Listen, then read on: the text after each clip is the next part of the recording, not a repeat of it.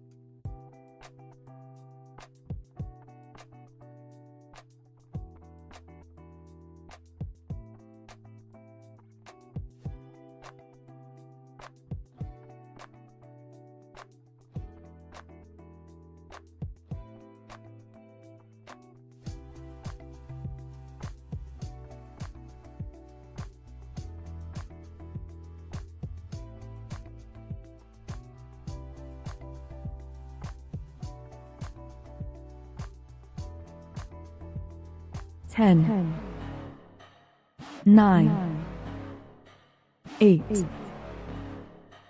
7, 6, 5, 5, 4, 4, 3, 3, 2, 1. 1.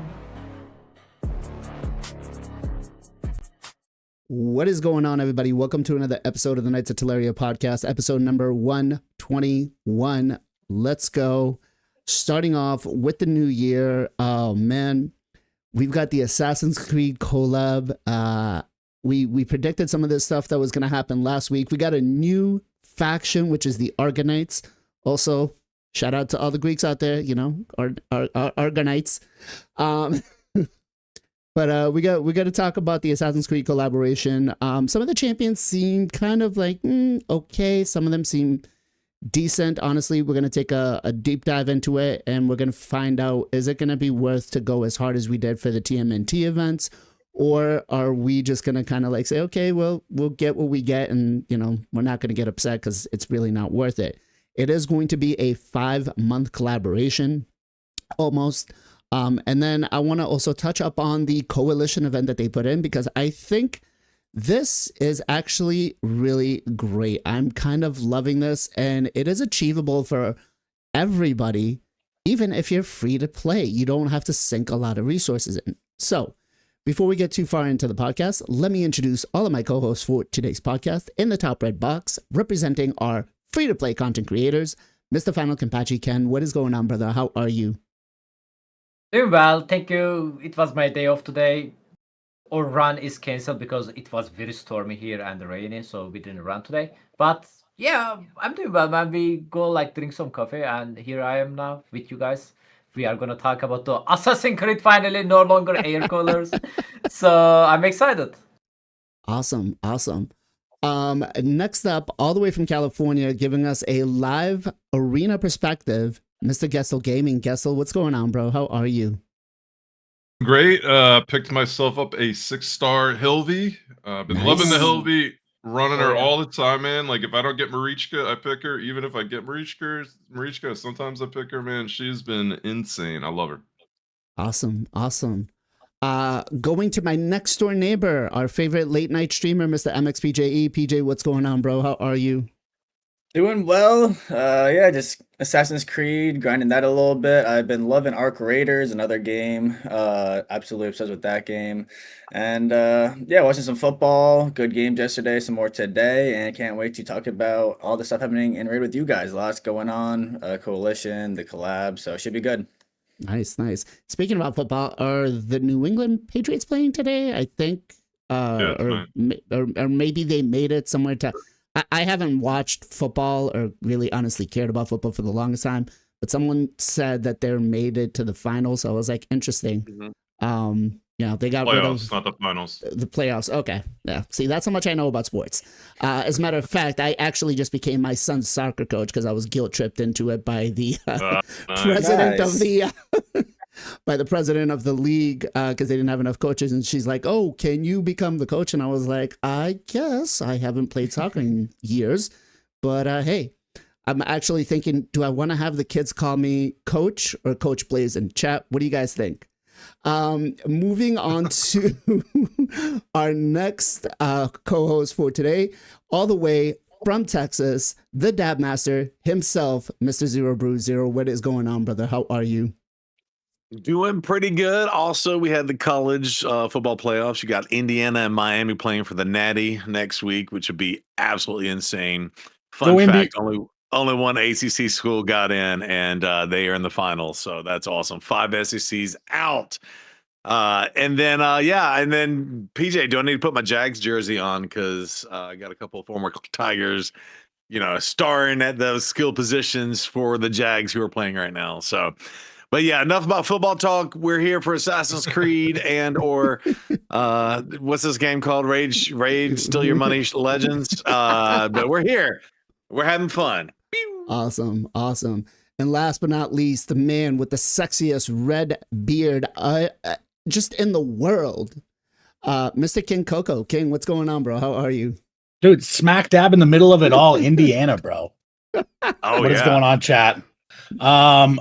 Go Indy. That's enough of any sports talk, guys. We're gonna talk about Raid today, but I'm just happy to be here, dude. It's always nice on the weekends that I get to be on the pod, and I'm looking forward to getting into it with the boys and chat. It's always a good time. Let's get into it. Awesome. Actually, guys, fun fact: King Copium learned something new about me today. You want to share? I learned that Blazin is a bit of, and by a bit, I mean extreme in all sense of the words. He's an extreme couponer. The man has a picture of his basement with shelves filled full of coupon items. We're talking about more toothpaste than this man could ever need. Toilet paper that we were all looking for during the lockdown. It's all in this man's basement, and he is extreme, dude. But you know what? Savings. No wonder he gets to buy all those shard packs. That's right. I gotta, that $5 primal. I gotta figure out a way to buy it, right? So I gotta Can save you bring on this everything picture else. up? Do you have it? I wanna see. Can you send it to me in Discord real quick? Just in DMs or something. Yeah, it's my wife and I do it, and it's kind of fun. It's kind of fun. I'm not gonna lie. Like, and I will say it's cannot. It's in the chat from the other Discord server. Okay. Let me see if I can bring it up, chat. It's worth it. He says it's worth it.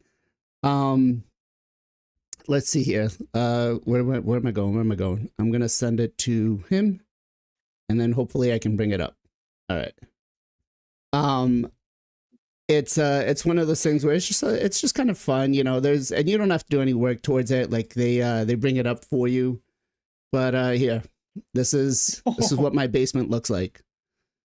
And fun fact, I think the most expensive thing I paid for was these right here, and it was like $1.25 or $1.50. So yeah, Blazin single-handedly stopped the Tide Pod epidemic a couple years ago, sole-handedly by just swooping them up off the shelf.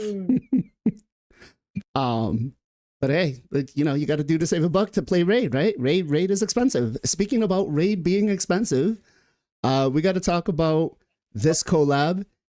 Is it going to be another Teenage Mutant Ninja Turtles fiasco? Is it going to be do we really want to go for some of these champions?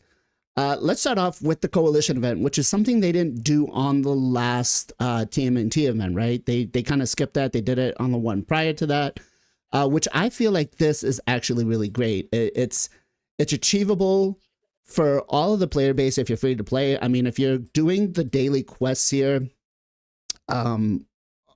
every day, and then you're getting some of these in, they're not challenging to the point where you need to have a crazy account. Like if you've been playing, I want to say for about a year and a half, you should be able to obtain some of these things. And then again, going back to the rewards, I mean, they're actually really good. You're getting, I think it was 18 energy refills, which you can use over the time to, get the fusion done. You're getting the relic materials, you're getting the new avatar, although I do wish that this here was a mythical book instead of a legendary book. But hey, we get it. We get the mythical book right here.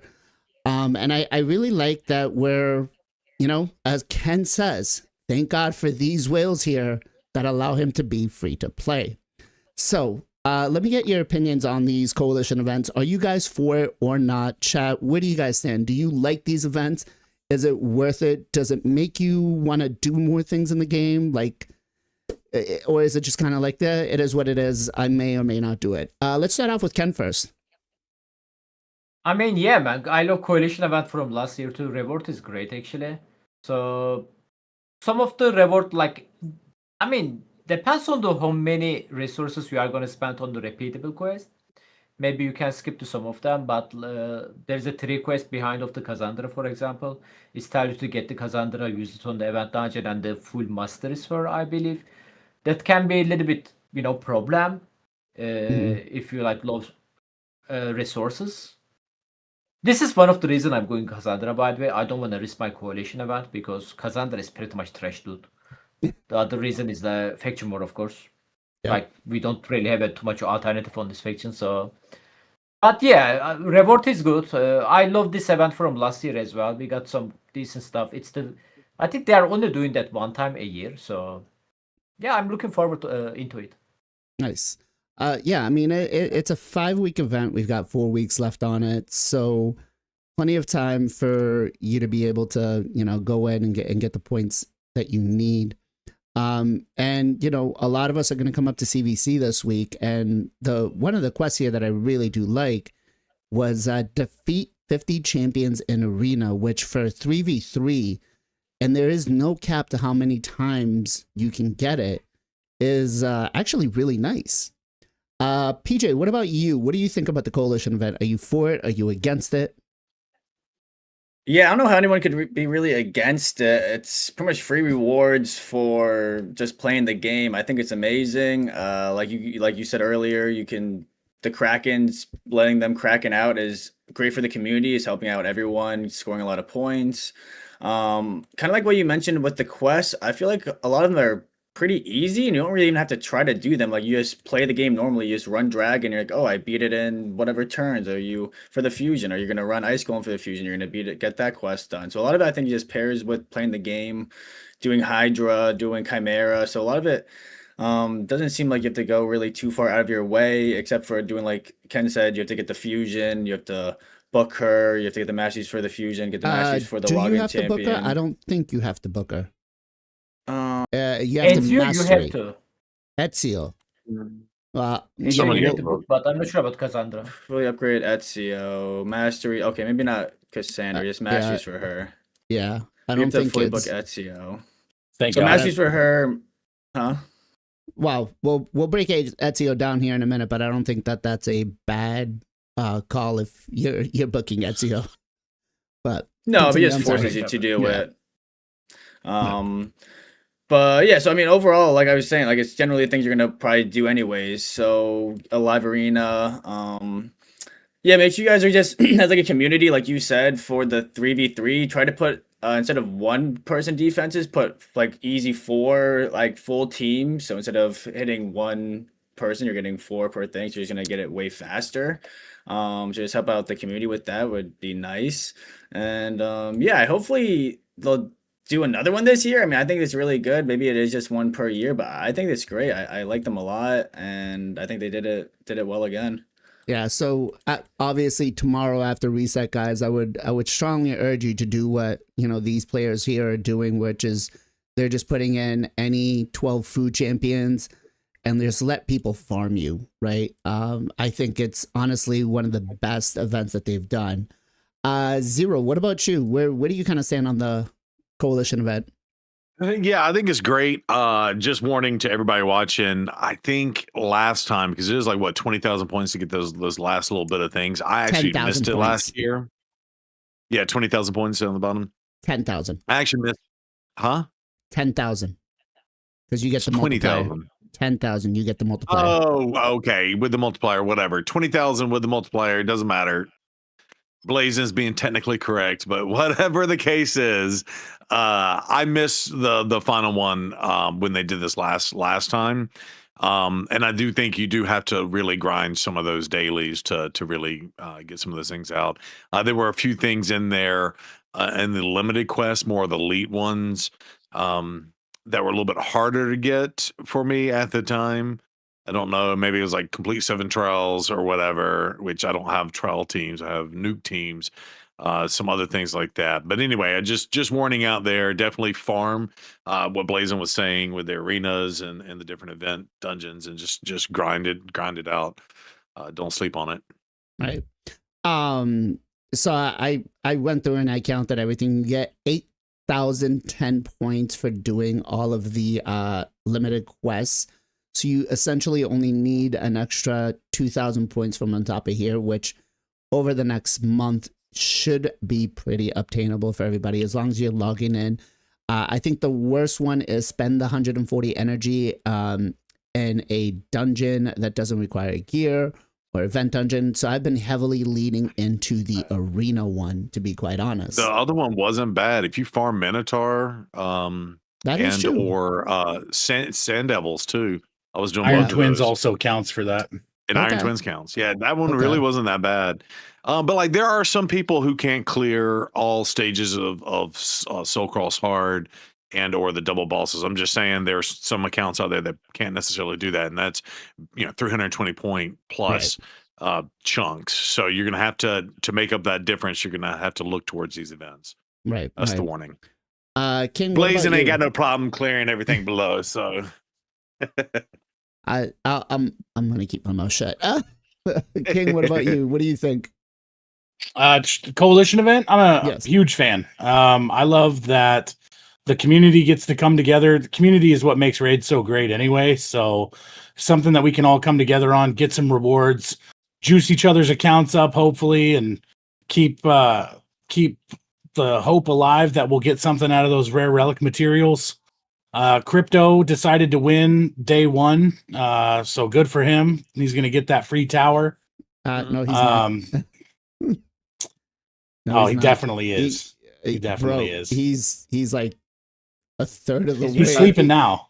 He's sleeping. He's sleeping He now, says- but that's because I don't think he wants to spend for it. But he came out hard, bro. I do think that he'll take it. But I will say that the guy in first place right now, Zucchini, I think I'm not sure how to say his name. He comes into the stream sometimes and we'll bullshit and talk in Discord a little bit. And that guy's account is insane. Like I can't share any screenshots, but take my word for it. You guys run into that guy in live arena. Good luck. Yeah. Yep. Guess so. What about you? Yeah, I love this stuff. Free rewards, give it to me all day. I feel like Plarium did it during their anniversary event last year, and if this ends in 5 weeks, maybe they'll do another one. I don't know if they would do it back to back, and maybe I'm mistaken on that. But So the Assassin's Creed event is supposed to run all the way until the end of May, I believe it is. Or beginning of yeah, May. but this so- coalition event's April, I think five it was weeks or April. something. April, yeah. So the coalition event ends in 4 weeks, and the last time they did this was when Tholen was the fusion. Yeah, That's because right. it was the Yeah, So it chaos was Rosa event. after and the all that. anniversary then. That's Right. right. Okay. But Well, I wish they then would have changed the then I have Bastion nothing again. good to bring to this conversation. nothing I wish they good, would I have but- thought changed that the was a good Bastion point. again, I though, don't dude. know. Expect we'd get another one this year. That's all I was trying to throw out. Yeah. It's I- early in the I- year for getting this. There you go. Early in the Yeah. year for getting this, so maybe we get another one. I hope that'd be. I like so it. take Yeah, them- great rewards. We'll take man. the freebies, It's GG. fun. We'll take them. Yeah, Yeah. it's fun. I'm gonna touch here on a little bit with what King was trying to say. I feel like the Bastion, they missed out with so many things. Like they could have like the assassins kind of hunting or jumping from like building to building and stuff. Like I think we could have had some fun with this. I think I think the Plarium- Bastion always should have something going on. When it comes I back agree. to this, it sucks. Like I you don't even hate want it. to look at it. Yeah, so PJ boring. brought up a Always great do idea of something. being able to select through all of the old variants and being able to like custom choose which one you like the Dope. best. And I really liked that. I always said any of your champions you have should just walk around and mingle with each other. That'd be and so cool. sick. that'd if be they cool. if they have like opposing factions, they might get in like a little scuffle or something. I think that'd be awesome. Can I hijack the pod for just a quick second? Go ahead. All right, dude. So for my Discord guys that hang out in Discord, have Discord accounts, there is currently an orb quest that if you grab and play raid for, what does it say, 15 minutes, then you can get a decoration for your avatar. It's an avatar frame, and it's actually the Assassin's Creed hood. It's just something to grab. You don't have to do anything. Just have your Discord open when you're playing raid, and it's by Plarium. It's a little cool thing. I just wanted to shout that out real quick. Where is it? If you're in your friends list, Oh, you have to. I have to go into my friends. then you list have to, get it, yeah, okay. if you have to go and grab the quest in the quest at the top Gotcha. menu. Okay, well that's cool. That's good to know. I didn't know that. Actually, yeah, that's actually really nice. Doing a collab with Discord too. Let's talk a little bit about the champion kits because I feel like some of these are and some of them are really good. And let's start off with the free champion that we're all going to get, Ezio Auditore. I think this guy looks phenomenal. Doesn't have a lot of flashy, shiny things, but I think he really looks cool. They did a great job with him. The only thing is, depending on when you played, the daggers that come out, he's actually supposed to be missing a finger. In I believe it was in the book where he was told that he was going to be missing one of the fingers to be able to get the daggers to come out. But overall, I think a great looking champion. Any of you guys disagree? No? I am a little upset. Should have been missing the fingers for sure. Also, and if they're going to do, I have to say this. I know you're in the mode, but I'm waiting for the Twitch collab. We need Twitch. I was drop. just gonna say that they're doing it with Discord and not Twitch. What the heck? We need Twitch drops. They don't care about Twitch. They don't. They give a Discord? What the heck? Who can I know, it's ridiculous. This should be hyping up Twitch all day. If you were asking me how to market, like that's where a lot of the community lies. Like the hardcore people are in Twitch. Like why don't they cater to Twitch? It's unbelievable to me. But they cater more to YouTube than they do to Twitch. Yeah, they love YouTube, bro. They give you zero incentive to be on Twitch. Zero. But they can cater to YouTube. Doesn't mean you have to just Twitch is the bad stepchild. Yeah. Well, I think the metrics throw money into garbage and do something where people actually come and watch the game. Like, oh my god. 100%. Even if they gave away a cold heart. No, if they just gave away just free stuff. Yeah, like, I think the energy for watching. I'm just saying, bro. Other games, traditional viewers, I see someone who gets between 5,000 6,000 viewers, they go up to 50 60,000 viewers just for drops, and it's like nothing big in the game, like nothing game changer. I'm just saying they're missing just give us a Twitch avatar frame, and honestly, dude, viewership would skyrocket. Like they put it in the Google Play Store, dude. Like who the hell cares about the Google Play Store? But they won't do anything for Twitch. And low key though, if you guys have access to the Google Play Store, there's good shit in there. Yes, but like free energy and shards and frames and all that good stuff. Yeah, no, I agree. I think, Plarium, maybe a Twitch collab, contact Jeff Bezos, see what he's willing to cut a deal with you for. Doesn't seem too much. You guys did do collabs with Amazon Prime before, so not a bad thing. But let's talk about Ezio Auditore. Let's break down the skill. So sorry, I derailed this. Yeah, so I think he looks great. I think he looks just like the Dilio. I wish he was missing his ring finger, like it was in the game. I know that there was like advancement in the technology to prevent that from happening. And I think he have the pistol gun too, which I think is great from the game as well. Yeah, is one of his moves. This is what. So Altair was missing his finger, but Ezio actually never lost his finger. Okay. So it's Altair. All right, let's break down this. Let's break down the skill kit and let's see, is this guy going to be worth our books for the coalition event? The A1 attacks one enemy, has a 75% chance of placing a decreased defense for 2 turns. This debuff cannot be resisted if this champion is under a veil or perfect veil. It's based off of attack. We get 4 books into it. The A2 attacks all enemies. This is going to be a mouthful here, so here we go. Has a 75% chance, books up to 100 of placing 2 5% poison debuffs, and a 25% poison sensitivity debuff on all enemies for 2 turns. These debuffs cannot be resisted if the champion is under a veil or perfect veil. Instantly activates all poison debuffs on enemies under 4 or more debuffs. If an enemy is under Stone Skin, has a 75% chance, books up to 100 of placing 2 bomb debuffs instead for 2 turns. These debuffs cannot be resisted if this champion is under veil or perfect veil. Attacks all enemies under Stone Skin, decreases each bomb's timer by 1, and we put 5 books into it, bringing it down to a 3-turn cooldown. The A3 attacks one enemy before attacking, steals all buffs from the target. This effect cannot be resisted if this champion is under a veil or perfect veil. Will ignore 35% of the target's defense as well as shield and strengthen. Books down to a 3-turn cooldown.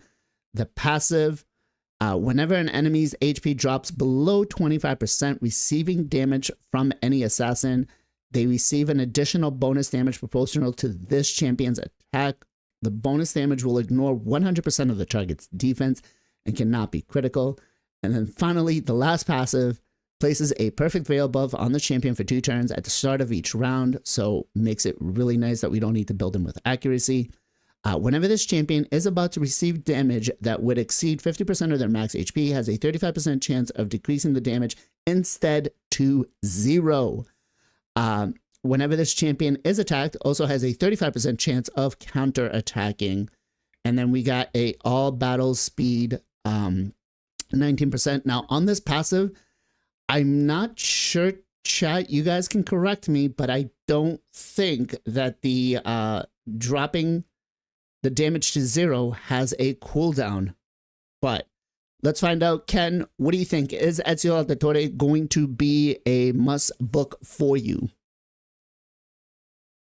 I mean, for me, for the coalition event, yes, I'm gonna book him. You know, it can help me. But outside of the coalition event, for my account, I don't really need him, but he's a great champion.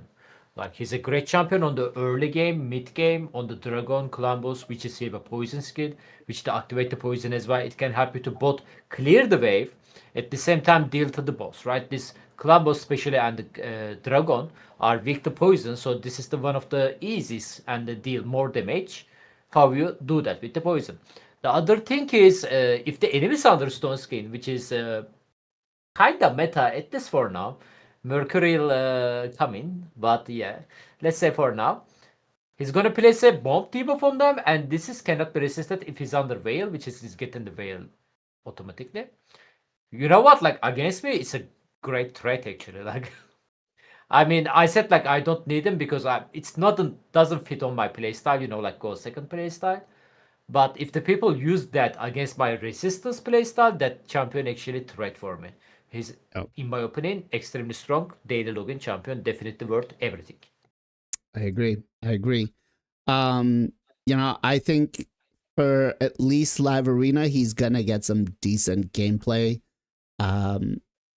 He does deal with a lot of things for you, right? And especially if you put like the Arachne Elixir on him, whew, that might be dangerous. Yeah. Gesto, speaking about live arena, what do you think? Are you going to build this guy for live arena?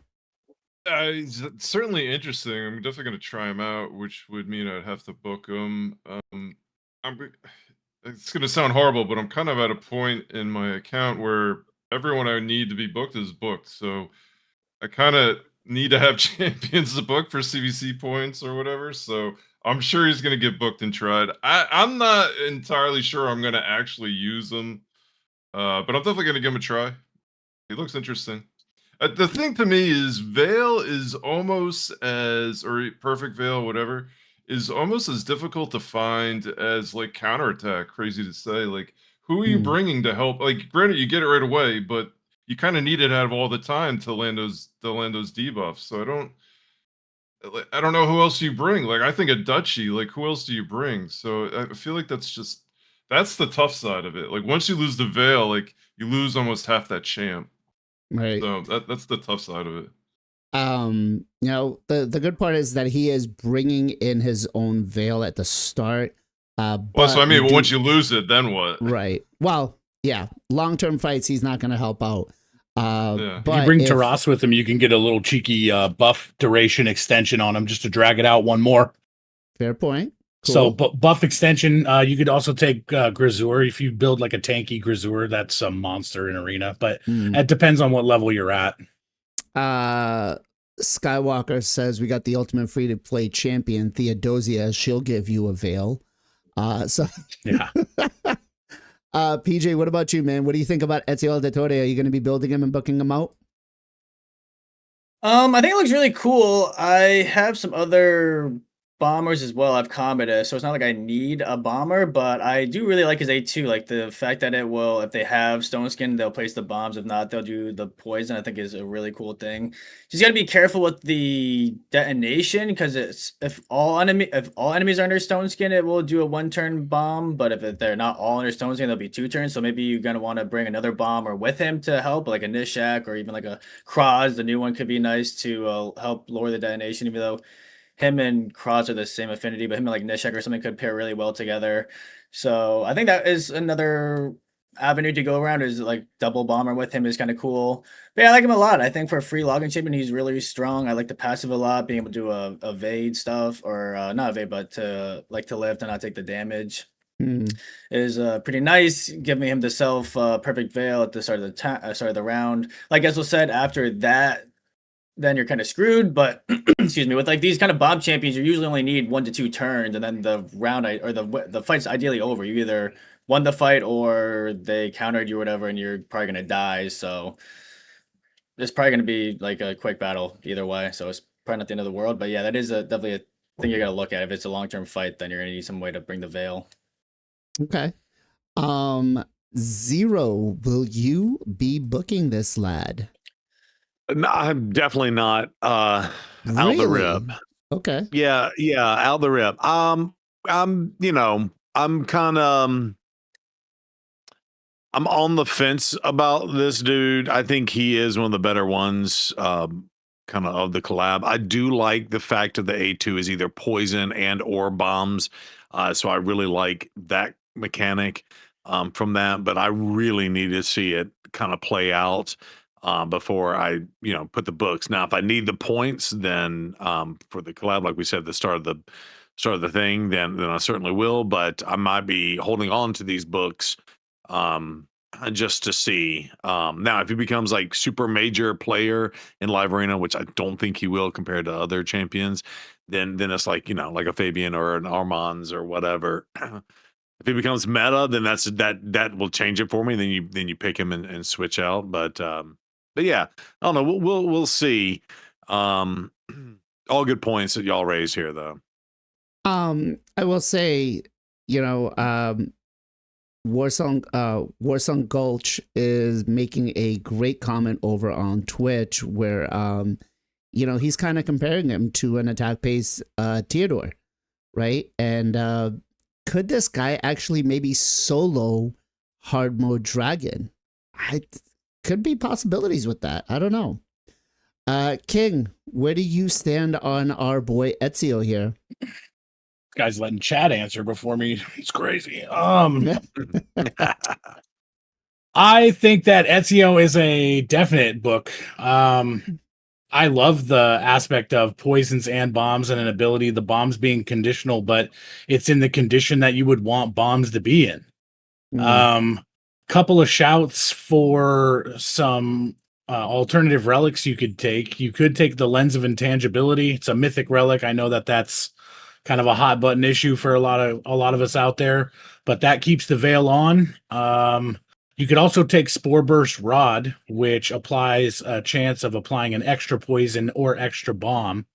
You would lose a little bit of damage from not having the Arachne Elixir on there, but depending on how this guy, can go, you can really stack those debuffs up, and that helps out with this kit as well. So to me, I'm definitely going to book him. I would love to get this guy in as a dungeon farmer. I'm an Assassin's Creed fanboy, so when I saw this collab, I was pretty stoked about it. I'm not so much a fanboy that I'm going to bust my account for a trash legendary, but we'll get there. So yeah, Ezio's dope, man. There's also a relic that has a chance of giving you a veil.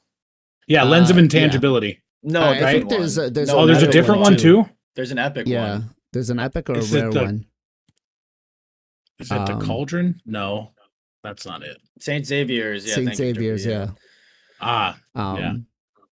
But I real quick, what blessing, because of the interesting skill kit he has, what blessing would you actually go for him? Would you go for what's it called? The poison one? I forget what the hell it's called that I have it on my account. Lethal dose. Lethal dose, or would you go for a different blessing? Gestel.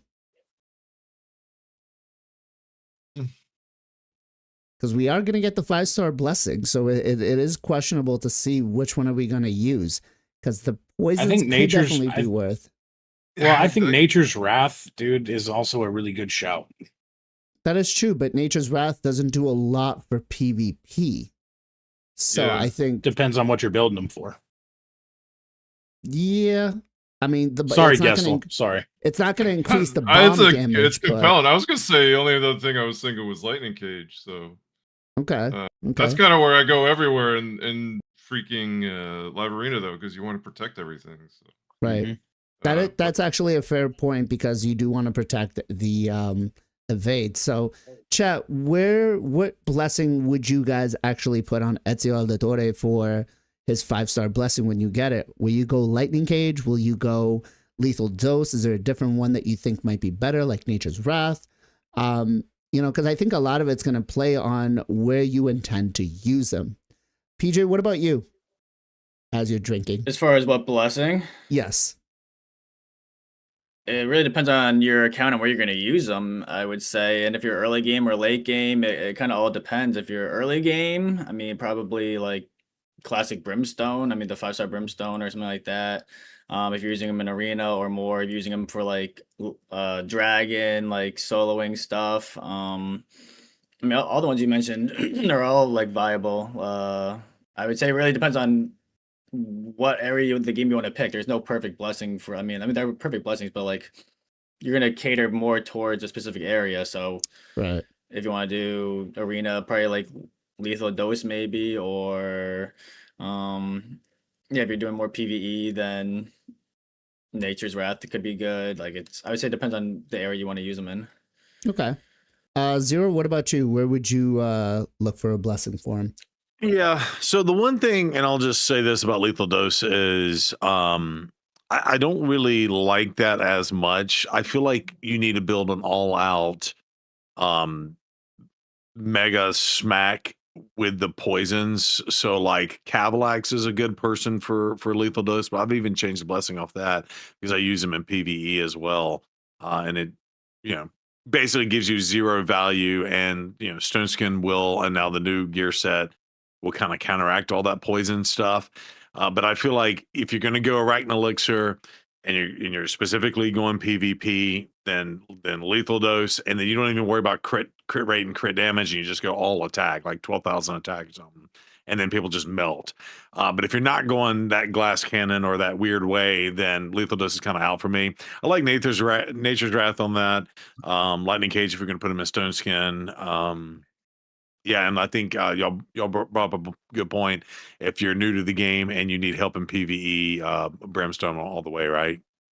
So Okay. there you go. King, what about you? Yeah, so like I said, I'm probably going to be building for PvE. So I'll probably end up going Nature's Wrath. Lethal dose, of course, is PvP only, so make sure that if you're liking the way that sounds for the poisons, you're planning on using them in PvP. I would say that I definitely agree with Zero Brew that the Arachne Elixir on him is going to require him to kind of take an L in the rest of his kit, because you're really going to want to stack up the attack to make that viable. Another really good champ that Arachne Elixir works on is Nishak as well. If you don't have Spore Burst Rod, I prefer that for extra bombs. But I just think that with Ezio, I think those are all really great options that the guys have already brought up. So Okay. And I am looking here at his multipliers here. So the A1 has a 4 multiplier, A2 has a 4 multiplier, and the A5 has a 5 multiplier, which pretty strong. I'm not gonna lie.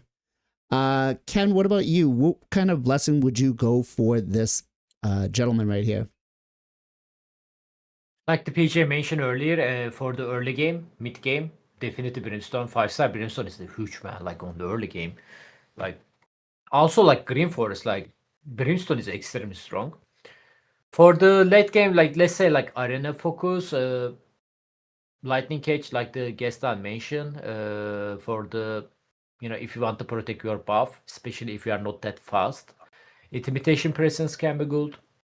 Temporal chain, especially if you are building your team is the fast before the enemy take the turn, so you can bomb them.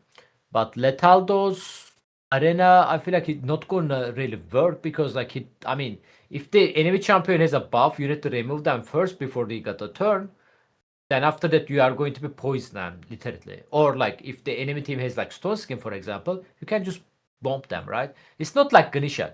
Ganishak is like can work on the lethal dose because if the champion Ganishak custom bomb debuff still survive from the bomb debuff, then it's gonna replace the bomb debuff with the poison debuff.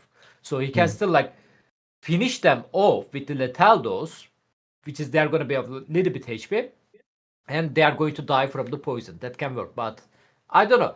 Which is lethal dose, unless I'm mistaken, not working on the PvE content anyway. So Correct. Right. It I doesn't. don't know, like the so So lightning but Arak cage. Elixir, Arak Elixir, which is there is no bomb relic, if I'm not mistaken. Right. There's only bomb Especially for the gemstones. arena. Yeah, bomb gemstone. Arak Elixir, especially on the PvE content, is huge. It can work on the PvE content. All right. And I just want to give one last big shout out to Mr. JR here, who's not with us, who actually predicted that he was going to be a Sacred Order champion, and he was 100% on the dot. So Isn't pissed every about that. champion Sacred Order at this point? There's Like, two what of the them. Two of them are. So we're at what, 92? Yeah. Looking right now. I'm Okay, they're so I'm stacked, sorry. man. Yeah. This Give is it a my break. biggest. Yeah, I apologize. I'm cutting you completely off. This is my biggest beef. I get it. These are human-based champions, and putting them in where you're going to put them in. But when I saw that 2 of the 5 are going to be in this, and I already called it out as they already had 90. Now we're at 92. There are 3 or 4 factions in the 50s. Right? It's absolutely absurd that they're stacking. If you can put Sacred Order. Xenomorph and Dark Elf, you can put Ezio wherever the hell you want. Well, Exactly. well, okay. Here's the thing. I'm kind of upset that they didn't put them all in the Argonites, but hey, That would have been way too stacked, bro. You're talking about an entire faction ally in the new,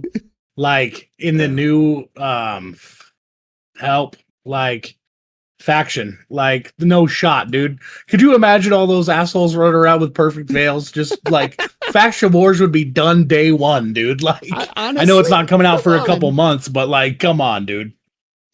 All right. I mean, speaking about the Argonites, I think Cassandra is a perfect feel for it, but is her skill kit worth it for the fusion? Well, hold on. Because she is an interesting champion. She's one of there's only, I believe, Brachus that has another multi-hitter as much as she does, but does have an interesting kit. Again, not crazy, but as an first time, introduced champion into the game, I think it's a good addition. But do I really want to go heavy for her? So let's find out. A1 attacks one enemy 3 times, attacks one enemy 6 times instead if the champion has 50% or less HP. I'm not a big fan of that part condition. Each hit decreases the enemy's turn meter by 7.5%, and then increases this champion's turn meter by 7.5%. This cannot be resisted if the target, if this champion is under a Veil of Perfect Veil. This has a 1.35 multiplier. So for a multi-hitter, not crazy, not bad, just kind of average. The A2 attacks one enemy before attacking, places a 60% decreased defense and an HP burn debuff on this champion for on the target for 3 turns, not this champion, sorry. If this champion is under a Veil, it automatically places it. It can't be resisted. Places a stun debuff on all enemies for 1 turn. The damage dealt by this skill is more than 50% of the target's match HP. I don't like the condition, but it is what it is. This debuff cannot be resisted if this champion is under Veil or Perfect Veil, so it definitely really, really hurts here. It does have 3 books in with a multiplier of a 6.5. The A3 removes all debuffs from the champion, heals them by 50% of their max HP, and fills their turn meter by 50%. So she gets her own turn meter buff. Places an increased attack, a shatter, and an increased speed buff on the champion for 2 turns. And then there's a passive effect on this one, which, correct me, Chad, if I'm wrong, but this is the first time that we've gotten a passive effect on an A1 or an A3 or an A2 skill. Prevents this champion's death, keeping them alive at 1 HP if they are under increased attack, shatter, and speed. I think this is probably the most horrible one, because you have to have all 3 up or else she has no survivability on a 4-turn cooldown. The passive, same thing as Ezio's. Whenever an enemy drops below 25%, receiving damage from an assassin, all the other assassins, they receive an additional bonus damage proportional to this champion's attack. This bonus will ignore 100% of the target's defense and cannot be critical. And then as for her passive, whenever this champion attacks, an enemy increases this champion's attack equal to 50% of their target's defense. And then whenever she gets attacked, it increases their defense equal to 50% of the attacker's attack. The one thing I want to mention about this is if there is decreased defense or decreased attack on the opponent, then you're getting what is left over. So it's not like if the opponent has 10,000 defense and you're going to get 5,000, right? You're going to get the 40% left over, which would be 2,000. So with all that word mouth salad, is Cassandra worth being the fusion? Are you going for her is the biggest question I want to find out from you guys in chat. Let's start off by King, because he's got a lot of things to say. Let's go, dude. Okay, so first and foremost, my fellow knights, dude, I want you to convince me that I'm wrong, because I probably am. But first and foremost, Blazin saying that with that passive effect, she didn't have a ton of survivability. I actually flat out disagree with that. I think she has way too much survivability. To build into a kit saying that if she's below 50% HP, she gets 3 more hits on her A1, and then to turn around and give her the buffing ability that then heals her by 50% of her HP is absolutely idiotic in every single way. Like, give me like a 25% heal so that I can be a little bit slick with it. Marius counters her, bro. And if they're, I mean, that's true, but Madame Cerise you can also take other champions that give these buffs. She doesn't even have to use this ability. She just needs the buffs.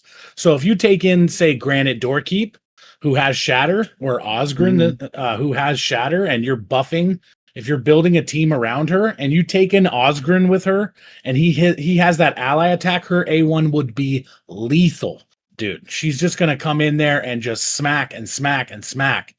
I like the PvE aspect of the 3-turn HP burn. That kind of just alleviates some stress of it. But the thing about her, and I'm not trying to just parrot nub raids. I'm not like a huge fanboy of his, but I did like certain aspects of the video that he put out on the champion. You want her to take damage, but then when she gets hit, her defense increases. So she becomes extremely tanky. So then how are you supposed to get her below 50%?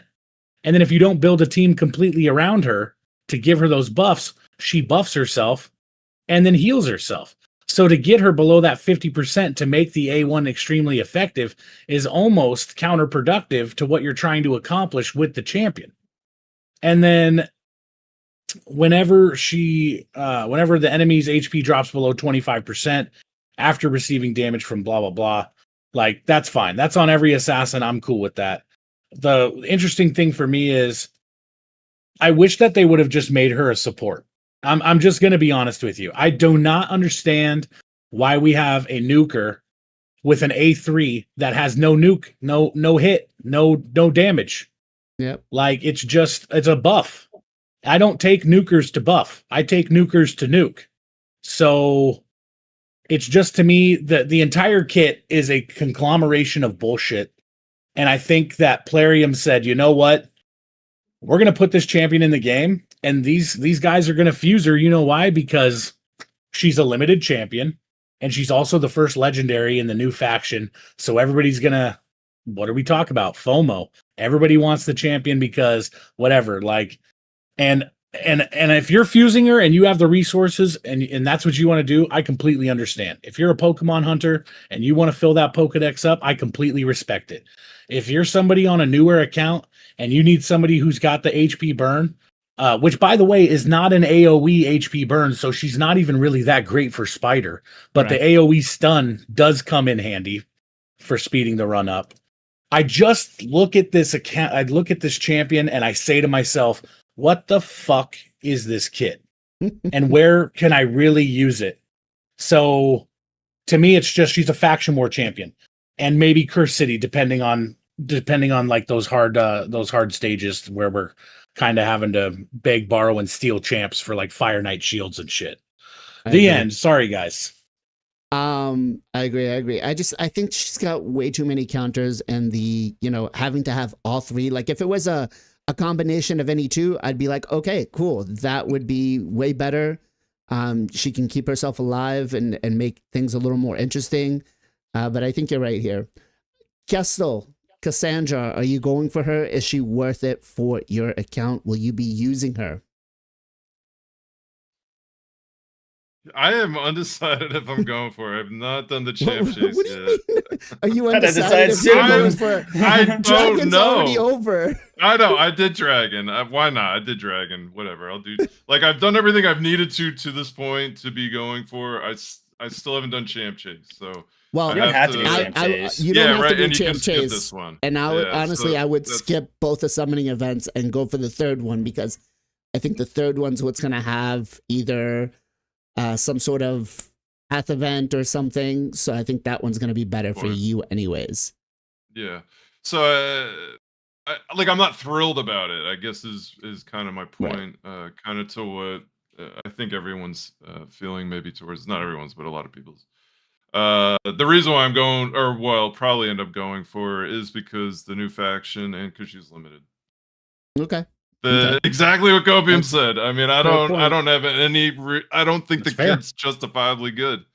I know it's totally fair. Jay is skipping her, and I'm like, okay, dude.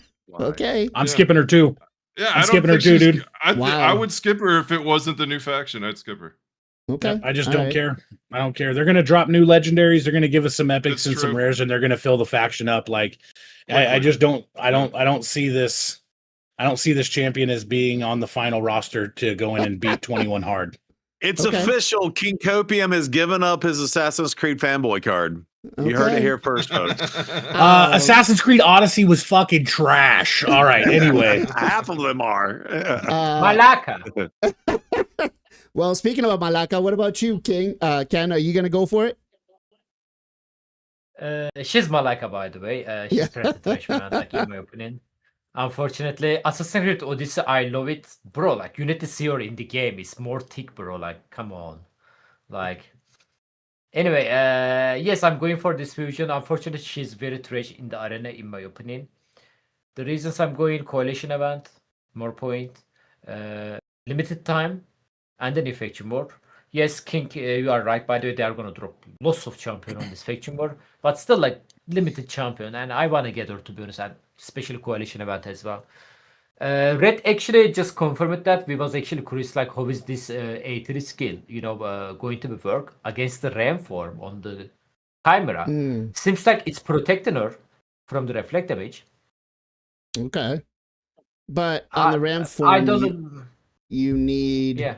Are you talking about the damage part, right? Where she's never going to die.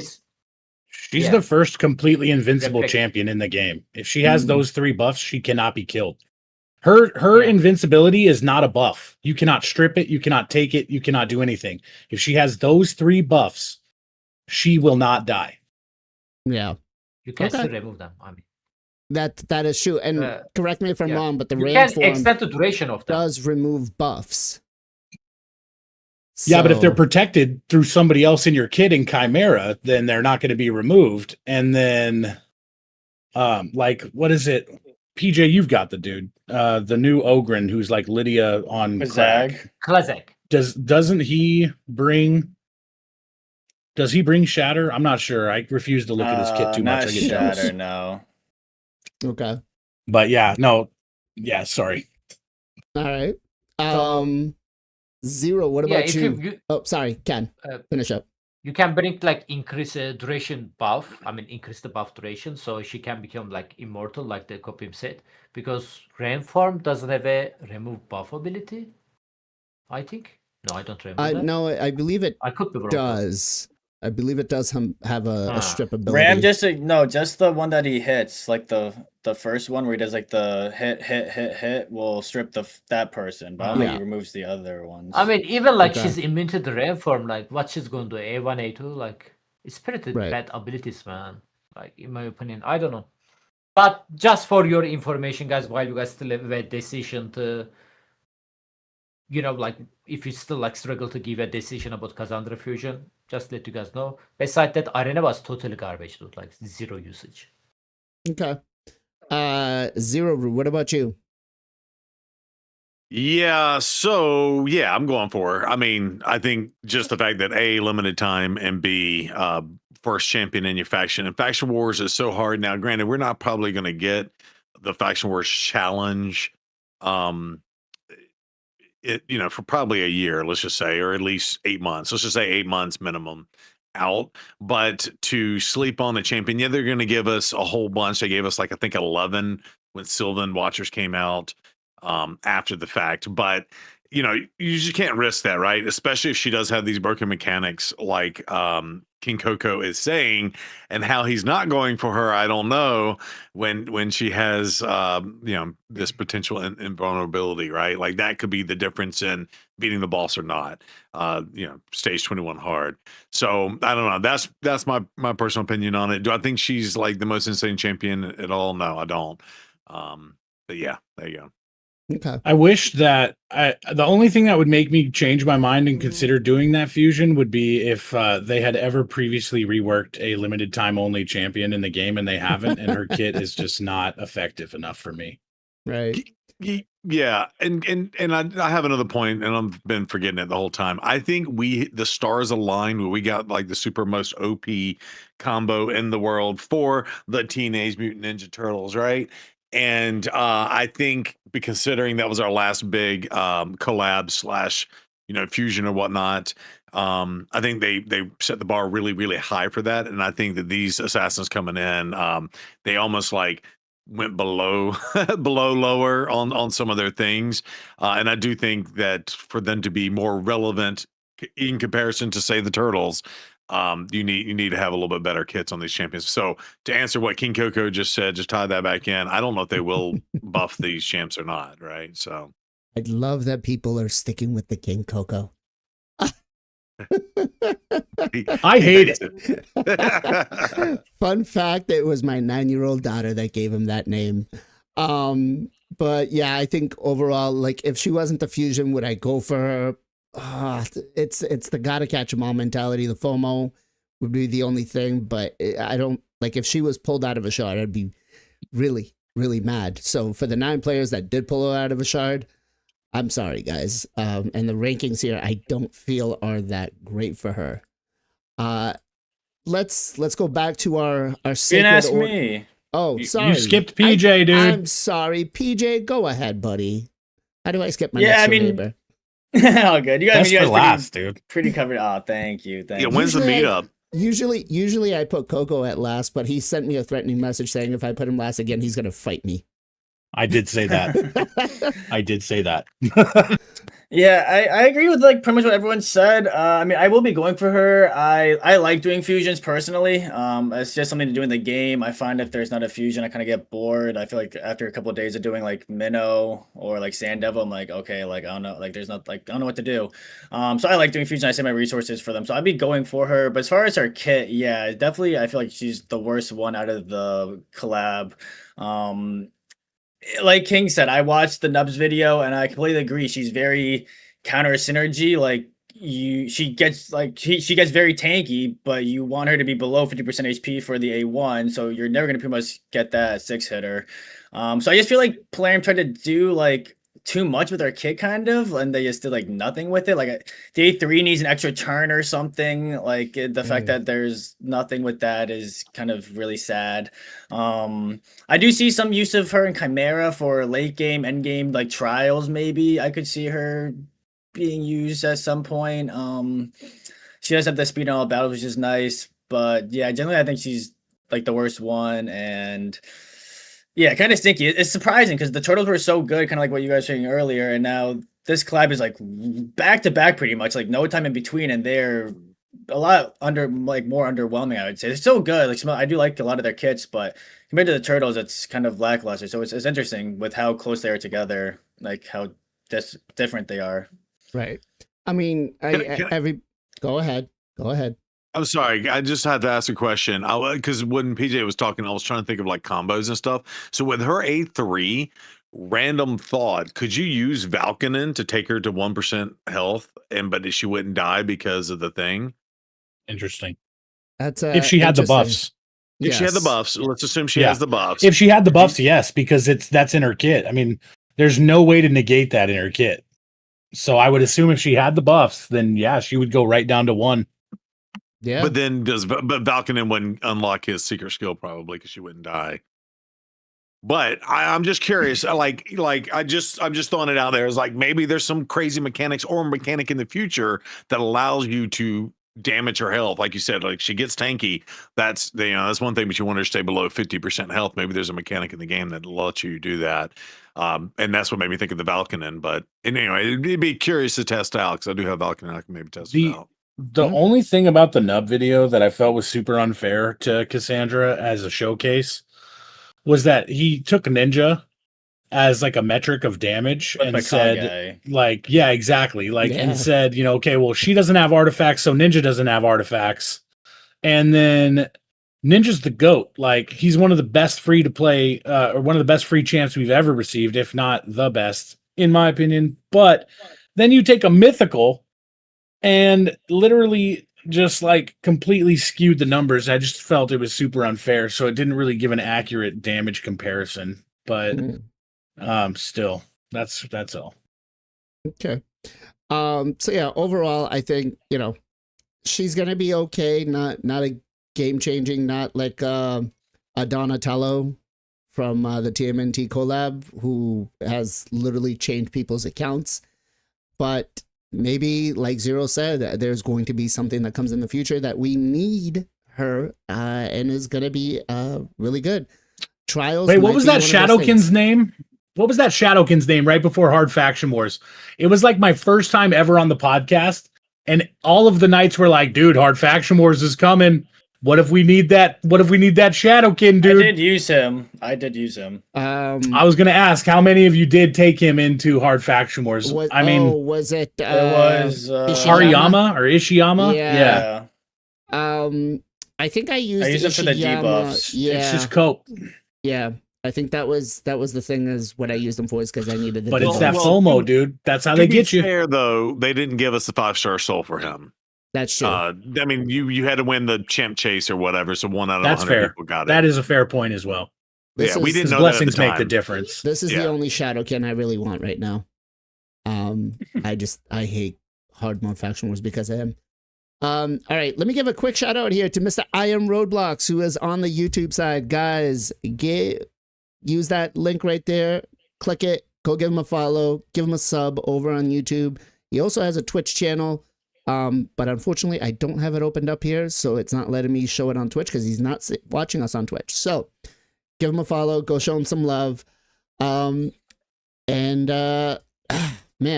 Sacred Order.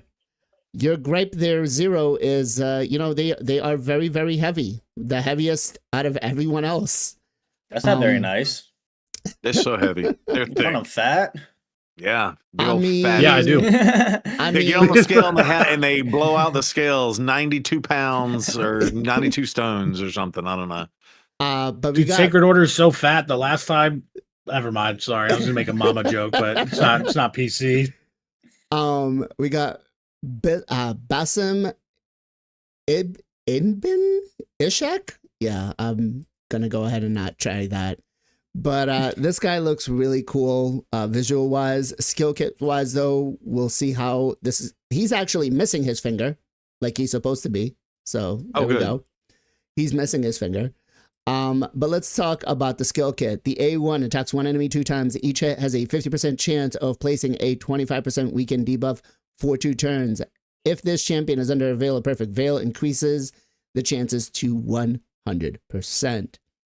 Then has a 50% chance of applying a debuff spread effect, taking 1 random debuff from the target, placing it on all enemies. If this champion is under a Veil of Perfect Veil, chances increase to 100%.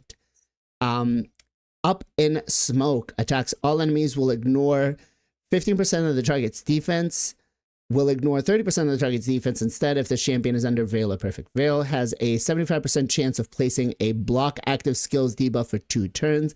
This debuff will ignore any block debuffs if the champion is under Veil of Perfect Veil. I really like that. Of course, it does not block Stone Skin. The A3 attacks one enemy 2 times, deals 5% more damage for each debuff on this champion, or for each buff on the champion and debuff on this champion, and 5% more for each buff and debuff on the target. This is kind of interesting. Works a lot like a Gerptuck passive and Feral combination, which is kind of nice. Places a Perfect Veil debuff or Perfect Veil buff on the champion for 3 turns and grants an extra turn. Kind of like that.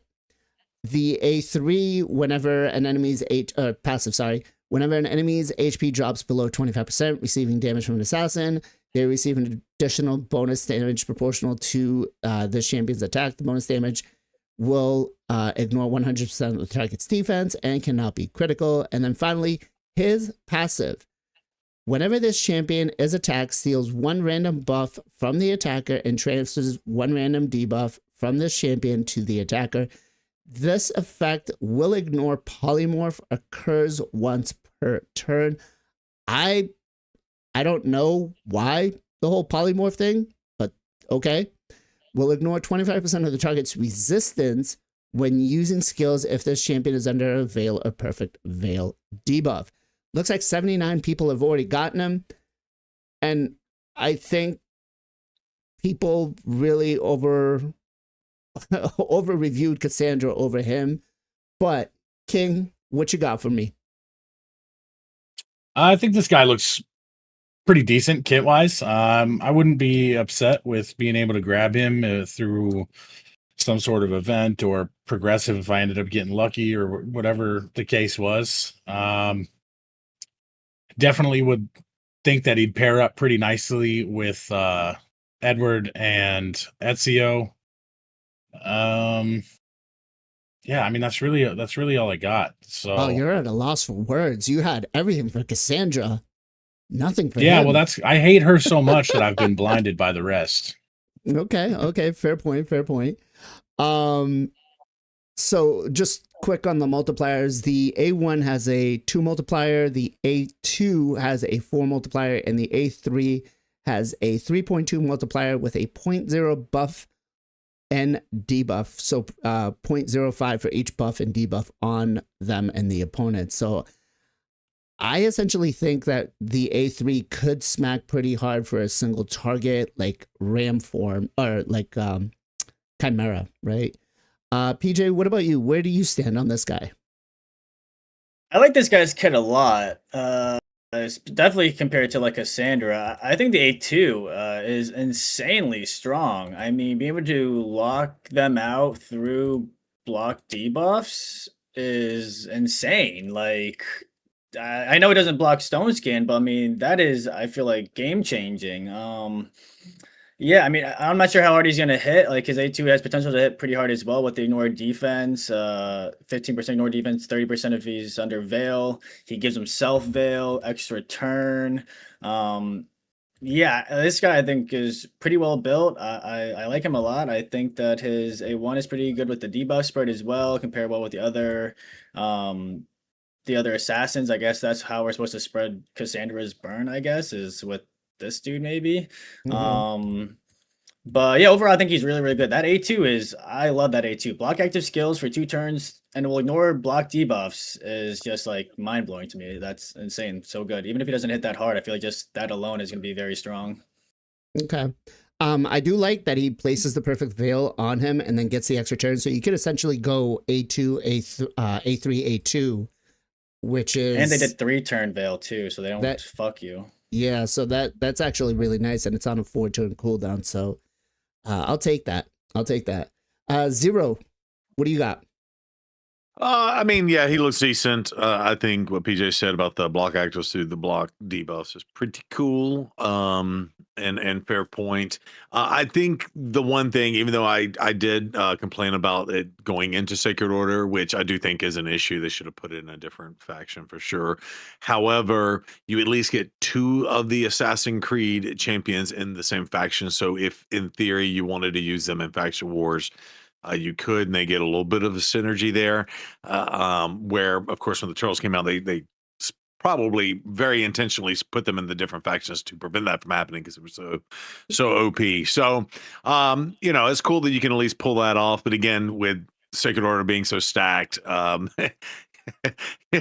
you're probably good without these dudes, to be honest. At least I am. So, and now, especially with Sir Nick and Noel and Sir Nick getting the buff and all that, like it's absurd how good it's just Sacred Orders are. So, yeah, all in all, that's just kind of where I'm at with this dude. A lot of single target though. Attacks one enemy 2 times, and the A1 as well, right? So, Ken, what about you? Free to play? Is this guy going to be worth going for? Blowing his shards or a deck event?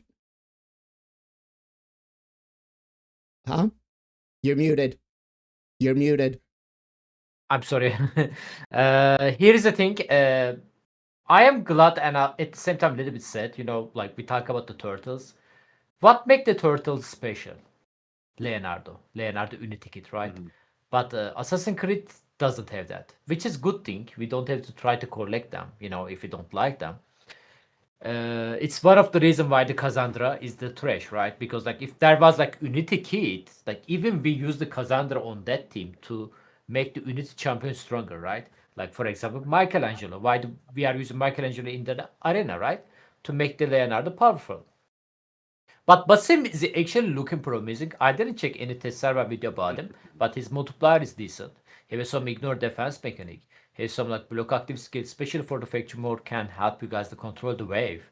This kind of stuff are decent. In my opinion, it's not worth to open the shard for it. If you want to open your shard, it has to be have a different reason. Can be fusion, can be pet event, deck of fate event, whatever event, But 2x, 10x is not really enough reason for me on these days, guys. Like, what do you expect? I got a Lego. I opened my shard because I was going for the fusion. Not Basim, 10x, man. Like, 15x even not working, But yeah, I would like to maybe eventually play with him if I pulled it. But he's a good, promising. Definitely not terrible as the Cassandra, but I don't need him currently. Okay. Chat, answer me this. How many shards would this guy be worth to you as a guaranteed for this collaboration? Yes, so what about you, man? Are you going to be going for this guy when he is a guaranteed? Yeah. I don't know, man. So my biggest issue is the A2 is the most interesting, right? I haven't seen any videos on him, so I don't know how, like, if he hits hard. I don't know any of that stuff. But the A2 is the most interesting. Blocked actives is insanely strong. It's like the anti-mythical champ or the anti-mythical debuff, right? The problem is it's awesome that it ignores the block debuff. It's not awesome that you still need accuracy. So this is going to make building them very difficult if you want that to land. I mean, as long as I'm thinking live arena, I guess. So yeah. like you're either 450 accuracy to like try to get through the nukers, or whatever, over 1,000, like infinity accuracy, right? So I don't know. That's the thing that I don't like. So I And guess that you might don't really need the prove. block active skills though. If Well, that's you don't why. If wanna he's go hitting for the hard, then accuracy. who cares about the block active, right? Right. If And this guy the hits A2 really is hard a and it's all 2.15 about multiplier. the A2 is okay. Yeah. And he has the ignore. So maybe you don't even care about the block active, and maybe he's just gonna hit really hard. Okay, all that being said, probably not. Probably wouldn't go for him. Probably wouldn't. Okay. I wouldn't be mad if I got him in a poll, but I don't. There's nothing there for me to be like, I gotta have him for Live Arena. If Okay. there was something like that, then I would go for him, but I don't see that. So I guess so. The one thing that we do know is over the past collabs, they have done guaranteed events for a lot of these guys, a lot of the champions, right? Whether they're through deck events or path events or whatnot. Now, I honestly want to know, because they probably 99.9% chance is that 1.1% chance that tells me they're not going to do anything. How many shards, or what do you think this guy is worth for you to be able to go for him as a limited time champion for this faction? Let's go to Ken first. Ken. 15 sacred. 15 sacreds? Yeah. Okay. King? I don't know, man. That's hard for me because I went all in for Hilvey, and I didn't even have to think about that. Right. so good. 15 sounds great. Okay. Zero, what about you? Yeah, 15, and I think that they think because it's limited, they're gonna want to go more. But like comparing this again back to the turtles, like these dudes are not the turtles, so if they think they're gonna, double up their coffers over there at Plarium or whoever's the investment holder here and do the same thing they did for the turtles, I think they're gonna be shocked when people don't go for this dude. So 15 sounds, pretty much the average, guaranteed whatever. But this to 20, 25, they're gonna be poorly mistaken. Okay. PJ? Probably around kind of like what the guy said. I could see like 15 to 17 with like a champ training or like a DD or whatever to like lower it a little bit or something like that. So like ends up being 15 total. Like it starts at like you need 17 or 18 or something, and then you do some stuff to bring it down. I feel like they kind of do stuff like that. But I think like 15 to 17 would be a good spot. I would go for him. Be good. Okay. Gessel, what about you?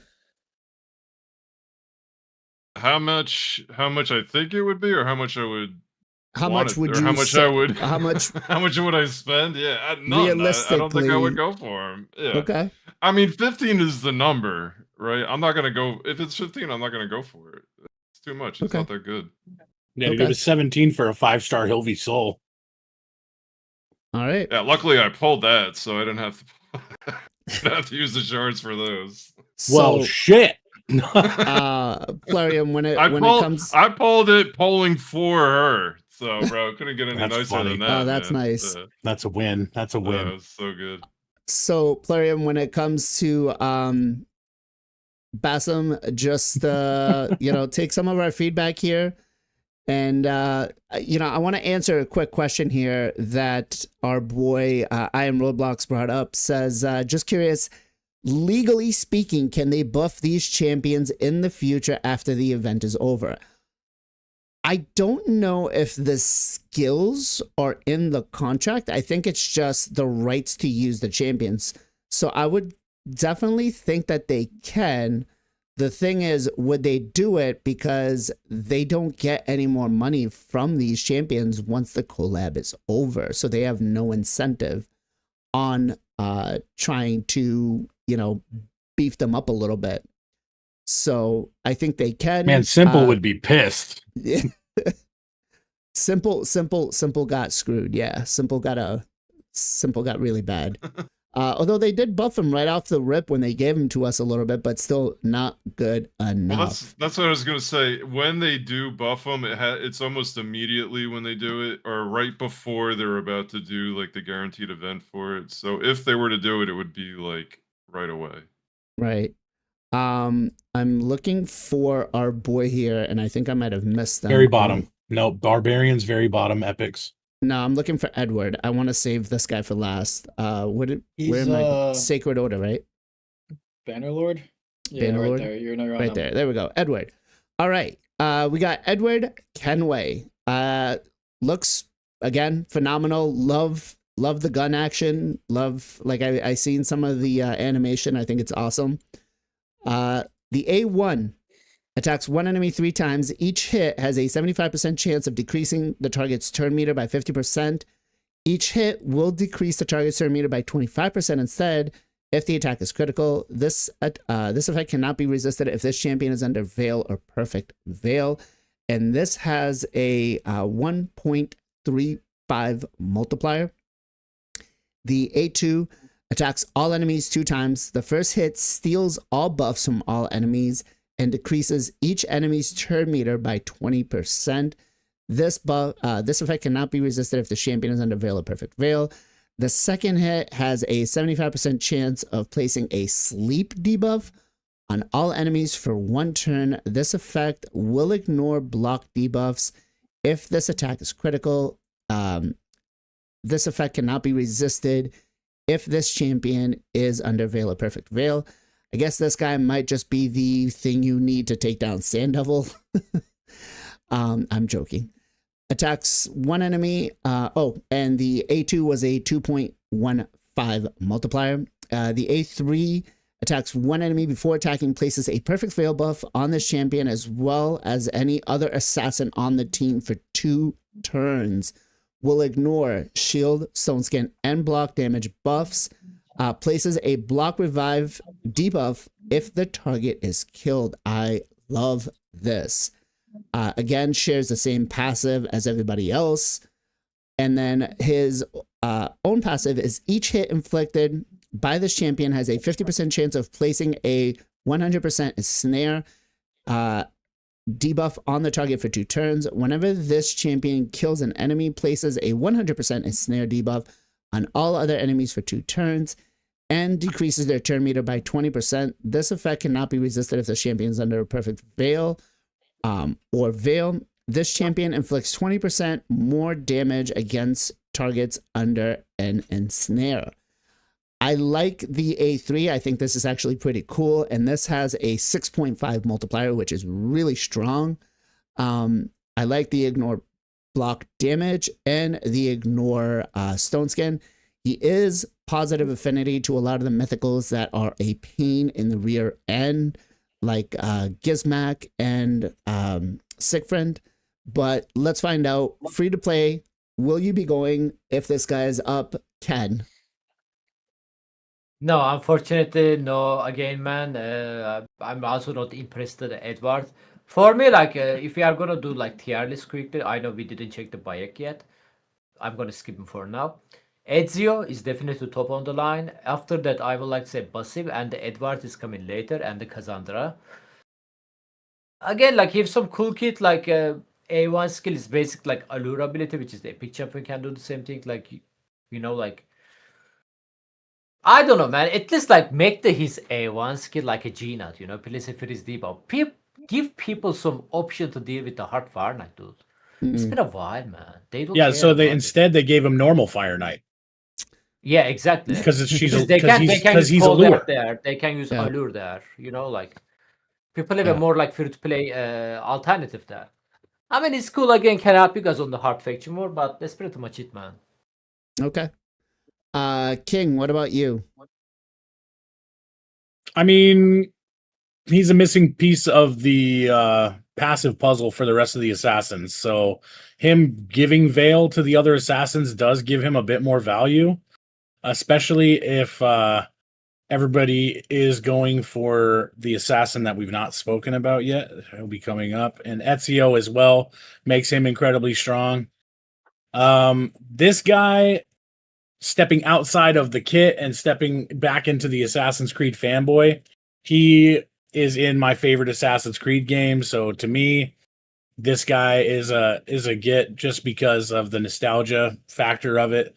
But then stepping back in, I agree with Ken. I wish that his kit was a bit different. I like that he has the ensnare debuff on there, which any turn meter increase effects received by a champion with the ensnare debuff will be reduced by 100% with that large version. Mm-hmm. So that's pretty nice. I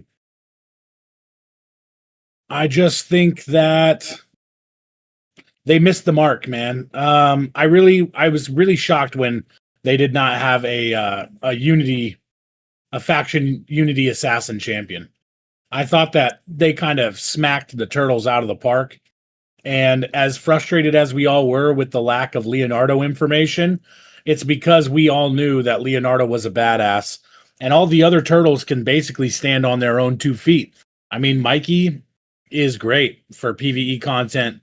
Donnie is a straight up goated reset champion as well as just a solid support. Raph, he kind of, you know what I mean? He's kind of the only one that's kind of an outlier for me, but even then he's still really good. But then you start looking at these assassins for just what they do, and it's just not enough, man. So I'll go for this guy, but it's really 70% nostalgia, 30% the kit. Okay. Zero, what about you? I'm going to go for the dude because he looks cool. He doesn't look like 3 of the other champions. And that's about it. Fun. So looking at him, he reminds me of I was just watching the TV show. I forget what his name is, but he reminds me of the guy in the Titans. Hawk kind of has that like long hair, kind of, rough up the beard. He also plays on another TV show. I forget what it's called. I'm gonna Google it here while I ask PJ about his opinion. I like him. I think he's pretty cool. The A1 is nice, 100% chance of stealing turn meter, or not stealing it, but decreasing it. The A2, I wish they would have done this style on the other champion, because this way you don't need to bring accuracy, kind of like the issue like Gessel said earlier, so you need accuracy on him. But this, if you crit, then if you crit, you go through the block debuffs, and then if you have Veil, it can't be resisted, which covers the both areas. So I like that. The only thing is that it's sleep versus the block actives, which is way easier to, like, you can wake them up, and it's harder to control. They can, if you hit them, they wake up, so it's kind of useless. I do like that he can steal buffs. The decreased turn meter is pretty nice. Can you ensnare bosses? No, I don't think so. Not sure, but damn, that would be dope. As far as like the debuff, like it won't, like the debuff won't even go on, even if it has no effect. Don't is he? know. Forgive me, but is he the first one with it? No, she is. Because even if the ensnare doesn't work, you can still get the bonus damage on bosses from the passive. You know what? We can find out real quick. So that could be interesting. I do like the A3 as well. Like you guys mentioned, ignoring shield, stone skin, block damage. Those are all very like meta right now. The block revive is really nice. He's good affinity into a lot of mythicals. I'm not sure how hard he's gonna hit, so I guess that kind of depends on a lot of things. But I think like school, only thing is like gotta be careful with the sheepies, sheep and and like the wand, getting that stuff wanded or reflected back could be a little bit of an issue with him. But overall, I think it looks pretty cool. I like his kit. Okay. Gestel, what about you? Yeah, PJ just took pretty much everything I was going to say, man. Thank you, brother. Sorry. No, I think the A3 is the most interesting to me. Live Arena, obviously, hitting through Stone Skin, hitting through block damage. The biggest issue there is it's a single hitter. So for like the super annoying, like Nice or someone like that, it's not necessarily going to work. Yeah, I don't know. I feel like the A3 is like the most compelling ability and what I would use them for. The rest of the kit synergizes much better than the other ones. I feel like, just like PJ said, the crit, like that is exactly what I was gonna say. That should have been on the other champion. That makes way more sense with the crit chance and the veil, like getting both of those. So yeah, other than that, I would go for this guy. I think he is much more compelling than the last dude, and for my account. Okay. That doesn't mean I would use him, but I think he could be good. I think he could be really good. All right. So yeah, and snare cannot be landed on bosses, as we just saw right there. So obviously we won't be able to get any damage, extra bonus damage on the boss. That said, when this guy becomes a guarantee for us, what do we value this guy at? You know, I think he has a little more of an interesting. So I would say for myself, I wouldn't go more than 20. And I think that would be a very, very steep price to pay. But PJ, what do you think? I would say around the same as the last one. I think most 15? fusions, or yeah, not fusions, but I think most guarantees should be around like that 15 to 17 mark. Once you get into that 20 plus, like it's a lot of that's so much. Gotta be So I void, think, bro. yeah, void. That's a little bit. Yeah, I think 15, 17 in that range would be solid. Gessel? Yeah, I agree.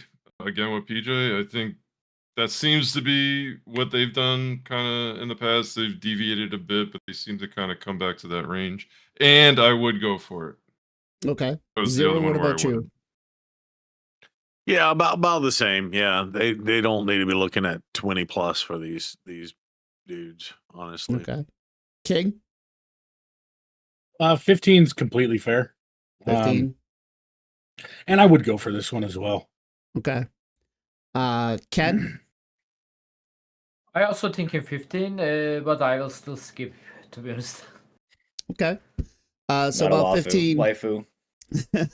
About 15 seems to be the going rate for this guy. So Plarium, keep that in mind when you do the guaranteed for him. Chat, where would you guys put him for how many sacreds would you use? Would you use, you know, I know some of you are going to say 5, 4, but let's be realistic here. What's this guy really worth for you? Real big shout out here to Mr. Alpha Titan, who gave us Alpha the Titan, who gave us a raid over. Guys, make sure to give him a follow over on the Twitch's side. Click that link there. Show him some love. All right, let's talk about possibly the best one out of this collab, which may or may not be it. Beck, right? Or Bayek? How do you guys say that? Bayek. Bayek. Sure. Looks cool. Phenomenal champion. He is a defensive base. The A1 attacks one enemy, places a leech debuff for 2 turns, fills his champion's turn meter by 20%, and that has a 3.3 multiplier. The A2 attacks all enemies, places a decreased defense, decreased accuracy, decreased resistance debuff for 2 turns. Also places a provoke debuff on all enemies for 1 turn. If the targets are under 3 or more debuffs, places a provoke for 2 turns, which is great for Hydra. And this has a 3.8 on an AoE. The A3 places an increased accuracy buff on all allies for 2 turns. Also places a perfect veil buff and an increased defense on all allies except this champion for 2 turns. I don't know why he doesn't give himself the veil, but hey. Places a 60% increased defense on this champion for 3 turns, and then grants an extra turn. So I guess my question here is, why doesn't he place the veil on himself? But I don't know if Plarium just kind of looked at this and maybe didn't fix the wording properly. Like, he does place the veil on himself and then only places a 2 turn on everybody else and a 3 turn on him. This has a 6 turn cooldown with 2 books in it with the extra turn. I kind of like this. The passive, this champion and their allies cannot receive critical hits from enemies whose accuracy is equal to or lower than their own. So interesting. I guess this guy will play the role of Leonardo for the Ninja Turtles for this event. And then he also has the same passive as everybody else. Whenever an enemy's HP drops below 25%, receiving any damage from an assassin, bonus damage proportional to this champion's defense, will ignore 100% of the target's defense and cannot be critical. So I think this guy has an interesting kit. Is he Leonardo level? Absolutely not.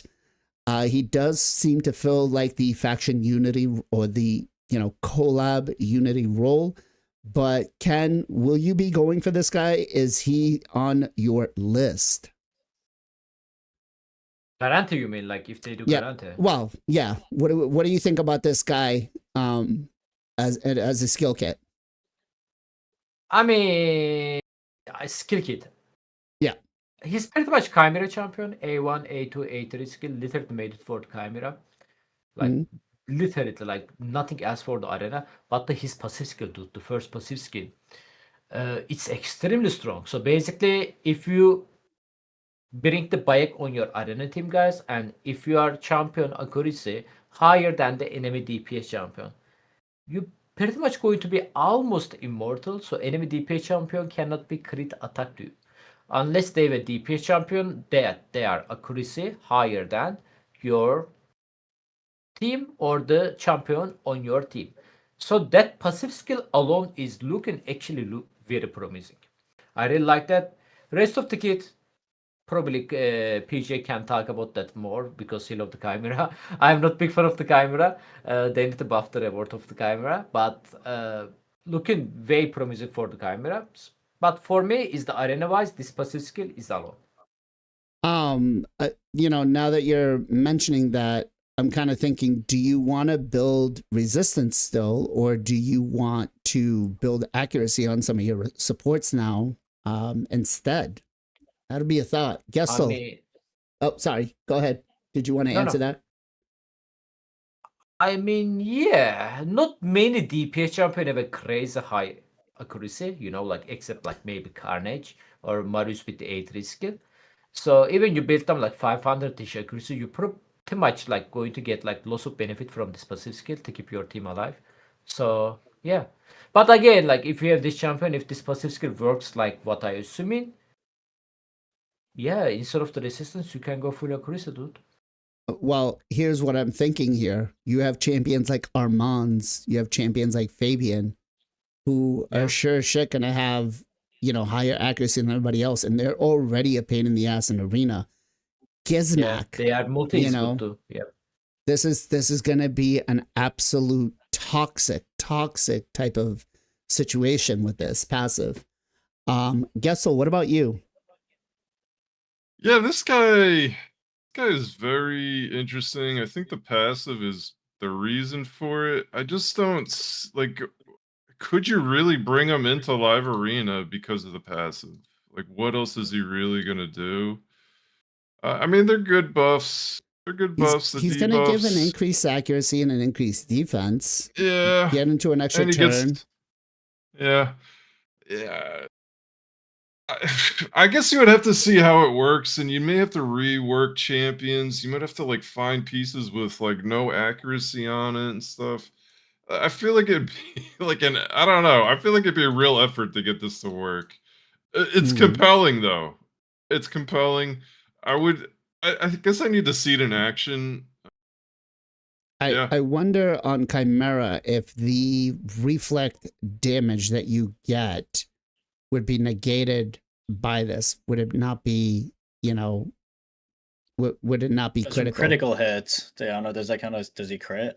It's not I don't know. Isn't a crit. Yeah, that's true. Crit. Maybe. I'll ask in content creator chat, but PJ, what about you? Will you be going for this guy's his skill kit all that much? Yeah, I think it really looks really cool. Definitely what Ken said for Chimera. He's bringing a lot for trials. The leech turn meter fill is huge.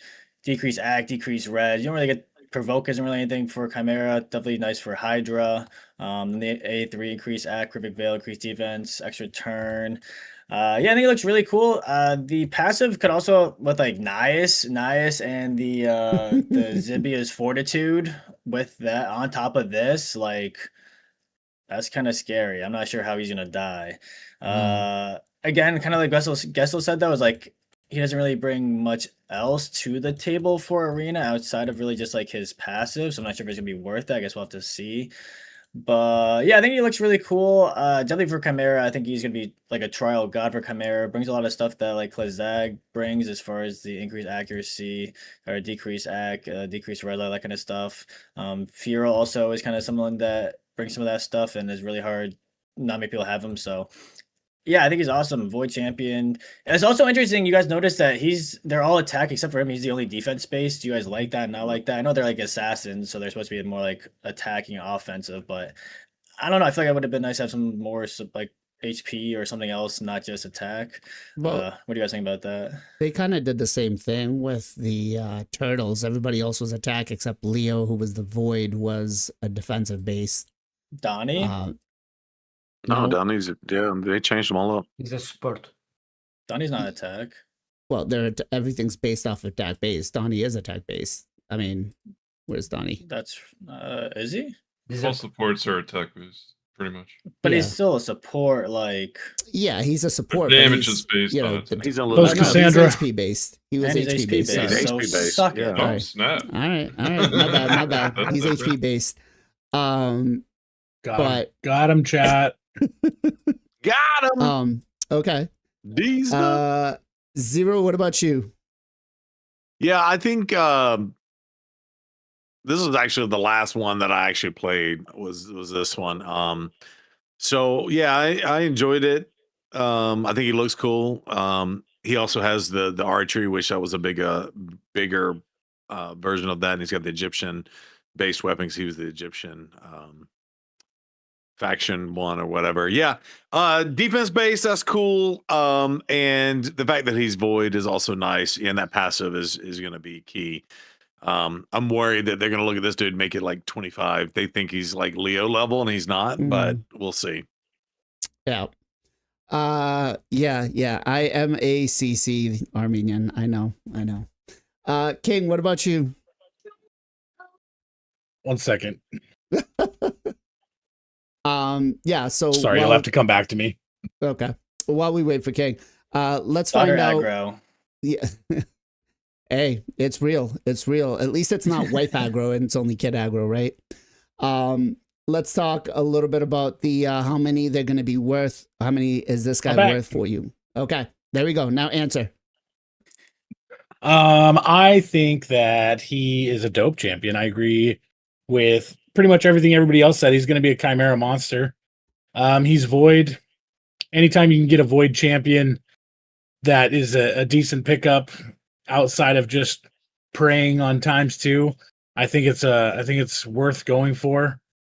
If you've got the resources, then I would absolutely pull for this guy. If you're early game, mid game, the only guys that wouldn't really want or need to pull for this are maybe the Titus team guys, but even then, this dude's got uses other places. And Assassin's Creed fanboy, this is when the franchise went to shit. This is when they turned it away from being a action game and turned it into an RPG. So GG's Ubisoft. At least we're off Plarium's ass today. All right, I'm done. Well,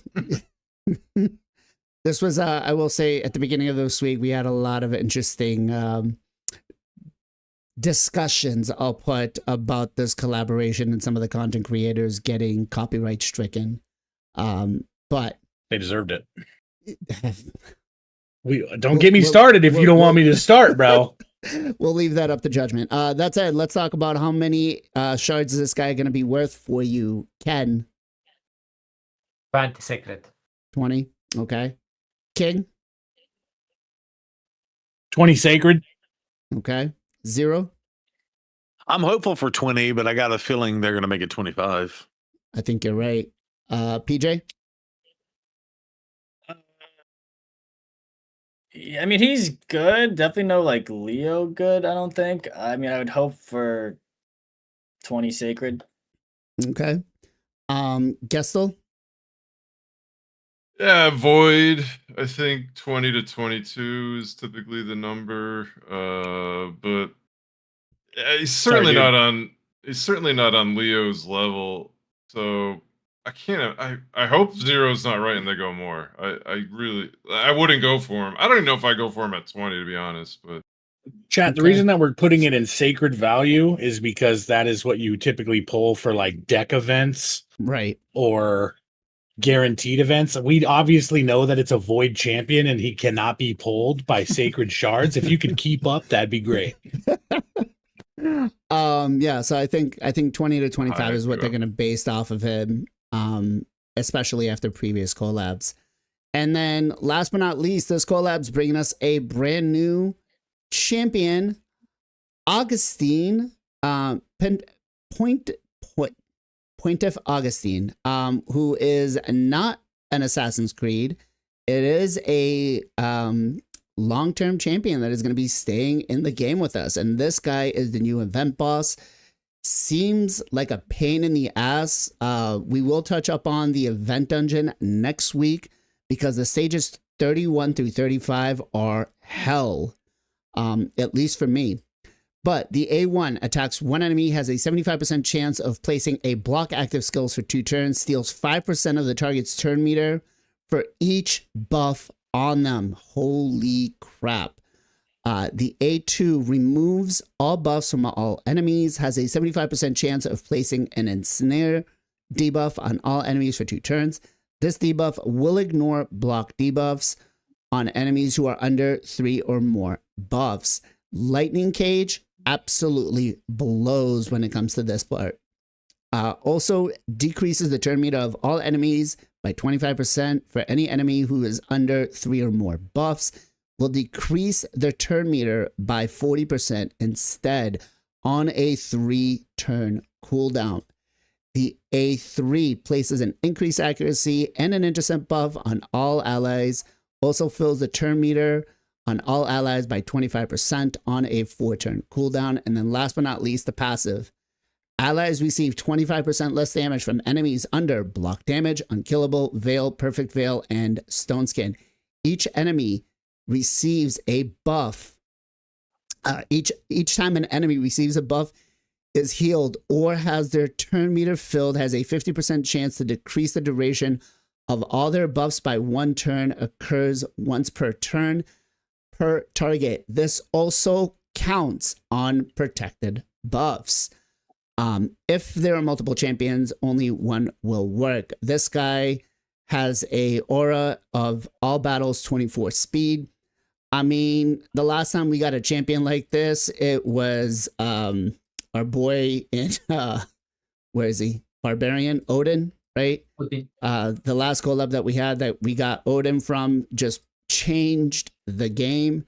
And I don't know, do you guys feel like this guy is going to be the same, chat? I'm going to, first of all, go out and tell you that this guy is going to be the top reward for the champ chase. Don't think this guy is going to be a guaranteed for everybody. It's not happening. He is going to be the number 1 for a champ chase. So that said, let's go to PJ first. PJ, will you be going for him? If he is he worth it? No, those are, I mean, unless you have like a really easy like event group, it's, I don't know. I mean, he's really good. I like him. I don't know if it's worth like ruining my account and going all in for him. I didn't get Odin. I still don't have Odin. Like I would love this guy, but unless I get like an easy bracket, I don't know if I would go all in. I'm not the type of person to do that. Like I like having stuff for the future. I don't like having 0 of anything. I like having like stuff in the reserve. So if I had to go all in, probably not, but I would love him. Okay. What do you think of his overall skill kit? Oh, I thought you were asking about if we would go for him for the champion chase. Kind of both. I mean, yeah, I think his skill kit's really good. I mean, can you click through it again? I'm doing in Faction Wars, but like the all speed battles, yeah, block active skills, stealing turn meter, void. I mean, ensnare. Yeah, he's really really good. Extra turn on the E3. There's not to love. Okay. Gestel, is this guy going to be game breaking like Odin was for Live Arena? The fact that he can put out intercept is really interesting. I mean, that basically enables you to not have to put intercept on the champ, like build pinpoint on the champs that you're building it. So that is awesome. It is one stack, which is, I mean, you can get up to 3 with the sets. And you get the extra turn there. So obviously you go right into an A2 and you're removing everything. Yeah, he's good. I kind of with PJ though. I would love to get him. I don't, unless like people just didn't go for him, and if he is the top prize in like a champ, whatever champ chase. Unless like I'm in just a group that didn't really go for it. I don't think I could get it unless I just wanted to go sign up for a new credit card or something. You I don't mortgage think, the You don't house. do that, bro. It's Plarium. Yeah, no, exactly. So it's They need it. They need us. Yeah, to. they do. They for money over there, I'm sure. No, Um, but he great kit. Like I would love to have him. But I didn't get Queen of Hearts. I did go for Odin. It just things lined up well. I was in a good group, and I had a whole bunch of fragment champs saved up, so I was able to kind of grab that pretty easily. But Queen of Hearts is insane. I would say Queen of Hearts is probably better than this champ, frankly. okay. And I didn't go for Queen of Hearts, so I definitely wouldn't go for him, but I would love to get him. Okay. Ken, what about you? In my opinion, Pontiff actually better than the Assassin's Creed champions. By the way, That's there is why he's some, in the game long term. Yeah, I know, right? Like you said, like you guys can able to pull the Pontiff after the Assassin's Creed collaboration is over, guys. It's not going to be limited, so people are getting confused because of on the index. If you click there, Blazing, like click this logo over there. Yep, like it make a little bit confusing. But he's going to be stay on the game, guys, after the collaboration is over. So you guys can pull him still after the collaboration is over. In my opinion, he's very strong. Extremely strong in the arena. Obviously, like I'm not sure how long his meta going to be last, since we know one thing, Mercurial set going to be meta eventually. But currently in the arena, especially in the arena, Siege, Faction War, anything you name it on the game, like he's very, very strong, man. Like his custom intercept buff, increase accuracy buff, and his feeling Tormentor at the same time from the A3 skill, and that's not enough. Get an extra turn, and he's going to try to remove your buff, and because of he cast the intercept buff, you don't have to worry about the getting wounded or the ship. That is extremely strong, and he's gotten this buff for the AoE. So rest of your team also going to be basically immune to this polymorph or the wand. That's, in my opinion, extremely strong. I mean, I just think the A3 is so strong. Fills turn meter and then grants an extra turn. That's just crazy. I mean, the event dungeon, just because of the way this skill kit works, is so hard after stage 30. King, what about you? I agree with Kenpachi. I think this is the best champion that we're getting from the event. And to just touch on that a bit more, I love the champ designs Plarium comes up with. I love their original ideas. I think they're absolutely beautiful. The guy's kit seems super fun. I don't know if I'd necessarily go all in for him, mainly because your boy just ain't got money like that. So I would probably go for him if I was able to hit the snipe or something like that. So there's that. But I just wish that Raid would kind of, like, if Raid did these events and they were Teenage Mutant Ninja Turtles and we were getting like a cool like faction unity or something that really made the limited pop off, like then I'd be all about it. And I think that this was kind of just hey, we have a chance to get this IP, so let's jump on it, and we'll just make a bunch of half-assed kits and make them all have to be with each other instead of like straight up cohesion like the Turtles. And I think it's probably going to be unfair for the next few events because the Turtles were so good, and Right. I think I kind of need to let that go a little bit. The problem is we just had the Turtles, so they probably should have waited a little bit longer, let people get a bit more bored, let people siege defenses just do what they do with the Turtles, and then brought this in. And yeah, the kit looks great. I mean, his kit looks amazing.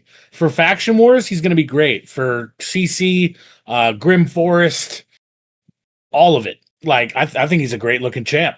I'm just saying, if you guys have done the event dungeon stage 31, imagine what's going to happen when you have siege teams with this guy, Queen, King, and the faction unity champion. It's going to be destroying. Like, well, yeah, I mean, it's bad. But I mean, that's what power creep does, though, right? I mean, that's the driving force behind the game, which we won't get into that because Plat Reset's coming, and I'll ruin everyone's day. But yeah, great champion, looks great. If you guys can go for him and you can get the W and get the champ, absolutely do it. But going out of your way, swiping for it, I don't know, man, not me. Okay, Zero Brew, what about you? Yeah, I mean, yeah, he looks pretty decent. I still go back to wishing I'd gotten like Odin and stuff like that, but I certainly didn't go for Odin or the Queen or any of that stuff, and I didn't open up the credit card or the wallet to do so. So if it's going to be the same way to get him, then yeah, I'm all set. And it does seem like you can get him after this event, so he's not limited time. Yeah, so I would prefer to have Odin over this dude, but I think this dude's going to be pretty cool. So that's kind of where I stand on that. If you are going to go for the frame and whatnot for collecting all the champions, he is needed for this, which is kind of BS. Wow. But yeah, they want you to collect all 6 champions if you want to go for the Pontiff is not limited. Sorry, somebody in chat. No, Pontiff is not a limited champion. He's in the game. This is a Raid Shadow Legends champ that just got rolled into it. Yeah, he's going to be around for a very long time. He's not going anywhere. But you do need to have him if you're trying to get all of the bonuses for this collab. That said, let me give a quick shout out to our boy, Mr. Snackbox, who's over on YouTube watching us, and Carnage, who's over on Twitch. Yeah. He's our favorite angry little Aussie. Still got to get him to do that YouTube channel. But yeah, that said, this collab is, I'm going to go ahead and say, out of 1 through 5, I'm going to give it a 3. The Turtles have ruined any collab that Plarium has done. The champions kits were well thought, well designed. The event itself was very, very predatory. I hope that we don't have the same issue here. But final say, comparing this to some of the other ones, where do you guys kind of stand? Would you give it a 5, a 3, a 2, a 1? Ken? I like to say 3. 3. Okay. King? 2. 2. Okay. 0? This is for all the champions together or this collab? This collab. Sorry. Yeah, I would normally say 3. I think I would agree with Ken. However, because the Turtles were so good, it almost bumps them down to a 2. So I agree with both Ken and Copium at the same time. Okay. Chat, what about you guys? Where would you guys place this collab between a 1 through 5? PJ, what about yourself? As far as if we're not talking about like the characters, just like the collaboration in general. I mean, we do have the coalition event coming with this, which is nice. I do like that. We didn't have that for the Turtles. I feel like I do want to see more of like just the assassins together and like see how hard they hit and see them actually in game. I feel like it's a lot of talking and speculating and theory crafting, but until we actually see like them end game, it's kind of tough to really tell. I would say like a 3 to 3.5. Definitely kind of underwhelming compared to just how much we like the turtles, how much like the community like the turtles, but I don't think it's terrible. Probably yeah, like 3.5. 3.5. Hey, Okay. PJ Bronco has a video with all of them together on the test server. You should really watch that. Yeah, I saw that before we started streaming. Yeah, I think not I did good. see that. Yeah. It's not Um, good. A lot of the chat is going between a 2. We got a couple that There's say a couple 5. fives in there. Yeah. 2 fives. Gestel, what about you? Where would you rank this collab? I mean, 2 was the first number that came to my mind. I'm gonna stick with that. I don't know. I don't have. I think the turtles was just so strong, great synergy, fun to play with them. Like you can run just 1, 2, 3, 4. It's great. Like these guys, I don't have the nostalgia. I don't feel like they synergize wonderfully. They kind of all look the same. I don't know. I'm gonna go 2. Okay. I think overall, like I said, a 3 is pretty fair to say. It's gonna be, I don't know, just I'm really upset at some of the champion kits, but maybe How did they make 4 Ninja Turtles look different? Yeah, right. And make 4 assassins look completely the same. Yeah, that's true. That's true. It is going to be interesting to see what else will happen with them, but we will find out as time goes on. Guys, let's find out where we can find Mr. Gestel Gaming. Gestel Gaming, Sunday through Friday on Twitch and on the YouTubes, 2 o'clock to 7 o'clock Pacific Standard Time. Awesome. PJ, where can people come and find you? MXPJE, Twitch and YouTube. I stream usually twice a day every weekday. Come say what's up. Awesome. Ken, where can people come and find you? Final Kempuchi, both YouTube, Twitch, and now we are going to live on the Kick as well, guys. For the first time, we are going to check this out tomorrow. 1 Nice. hour after Columbus reset. Thank you. Let's go. King Coco, where can people come and find you? King Copium, RSL, no special characters on YouTube. You can find me on Twitch at twitch.tv/king_copium. I'm actually live right now. Awesome. And Zero, where can people come and find you? Yep, Zero Brew, all one name. At the YouTubes and the Twitches, usually Sunday, Tuesday, and Friday evenings, 8 p.m. Central Time. This last Friday did date night with the wife, which was quite nice. Oh, there we go. Spending some quality time. All right. Gestel, what you got for a shout out for me, bro? I'm going to shout out my boy, Grim Reaper. We haven't shouted him out in a while, man. He's been doing it a long time. Great streamer. Great live arena player. Does a lot of account takeovers. Go over there, check him out. Grim Reaper. Awesome. Gestel, what you got for a shout out for me, bro? Gestel again. Oh, sorry, not Gestel. PJ. I looked at PJ and I was like, okay, PJ. My bad. PJ, what about you? Well, I was gonna give a shout out to Grim Reaper as well. He hasn't been streaming for a while. He was MIA or I don't know what happened, but glad to see he's back. I actually was talking about him in my stream the other day. I was like, I haven't seen him stream in like months, so glad to see him back streaming. So shout out Grim, and then also shout out to the Cursed One. Awesome dude. I'm sure he's on a lot of you guys' streams. Awesome dude. Part of the community. Here is a link. He's actually streaming right now as well. Great vibes. Really good dude. Definitely check him out if you're not already. Awesome. Zero, what you got for a shout out for me? I want to shout out my guy. You gave it to him earlier, but I am Roblox. Check him out. This is his YouTubes because I don't think he streams as much on the Twitch side of the house, but go check out his YouTubes as well. Let's go. Ken, what you got for a shout out for me?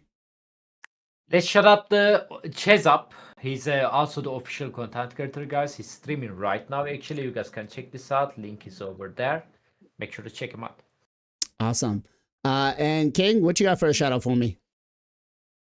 You know me, bro. I'm on here every other week, so I got to double dip when I can. I am going to shout out, first of all, the Raid Shadow Legends community. This shit would not be as fun or possible without you guys. The YouTube community and the Twitch community, you guys make doing this shit fun for us. You are the reason why we do it and have such a good time. The second shout out is going to be specifically to my community. We just hit 800 followers yesterday. Been streaming since March. My mind's absolutely blown. We are fucking growing, and come check me out, bro. We just kick it in the den. None of these guys are live. I'm not poaching nobody. When these guys are live, make sure you go check them out. We're here for you guys. Come kick it with us. We love you. Awesome. And my shout out's actually gonna go to you, King, because you make my drives a lot of fun. When I'm driving home, when I'm in the car, I get on Discord, and rather than calling somebody, I just sit there and I talk shit to all these guys. So thank you for having that community. Thank you for being here. And we are going to raid out to Mr. King Coco as we are heading out. Guys, make sure to join us next week where we talk about the event dungeon, how busted hard it is from stage 30 to 35. And we're going to review a little bit on the buffs that we got for some of these champions. So hopefully we see you all there. As always, much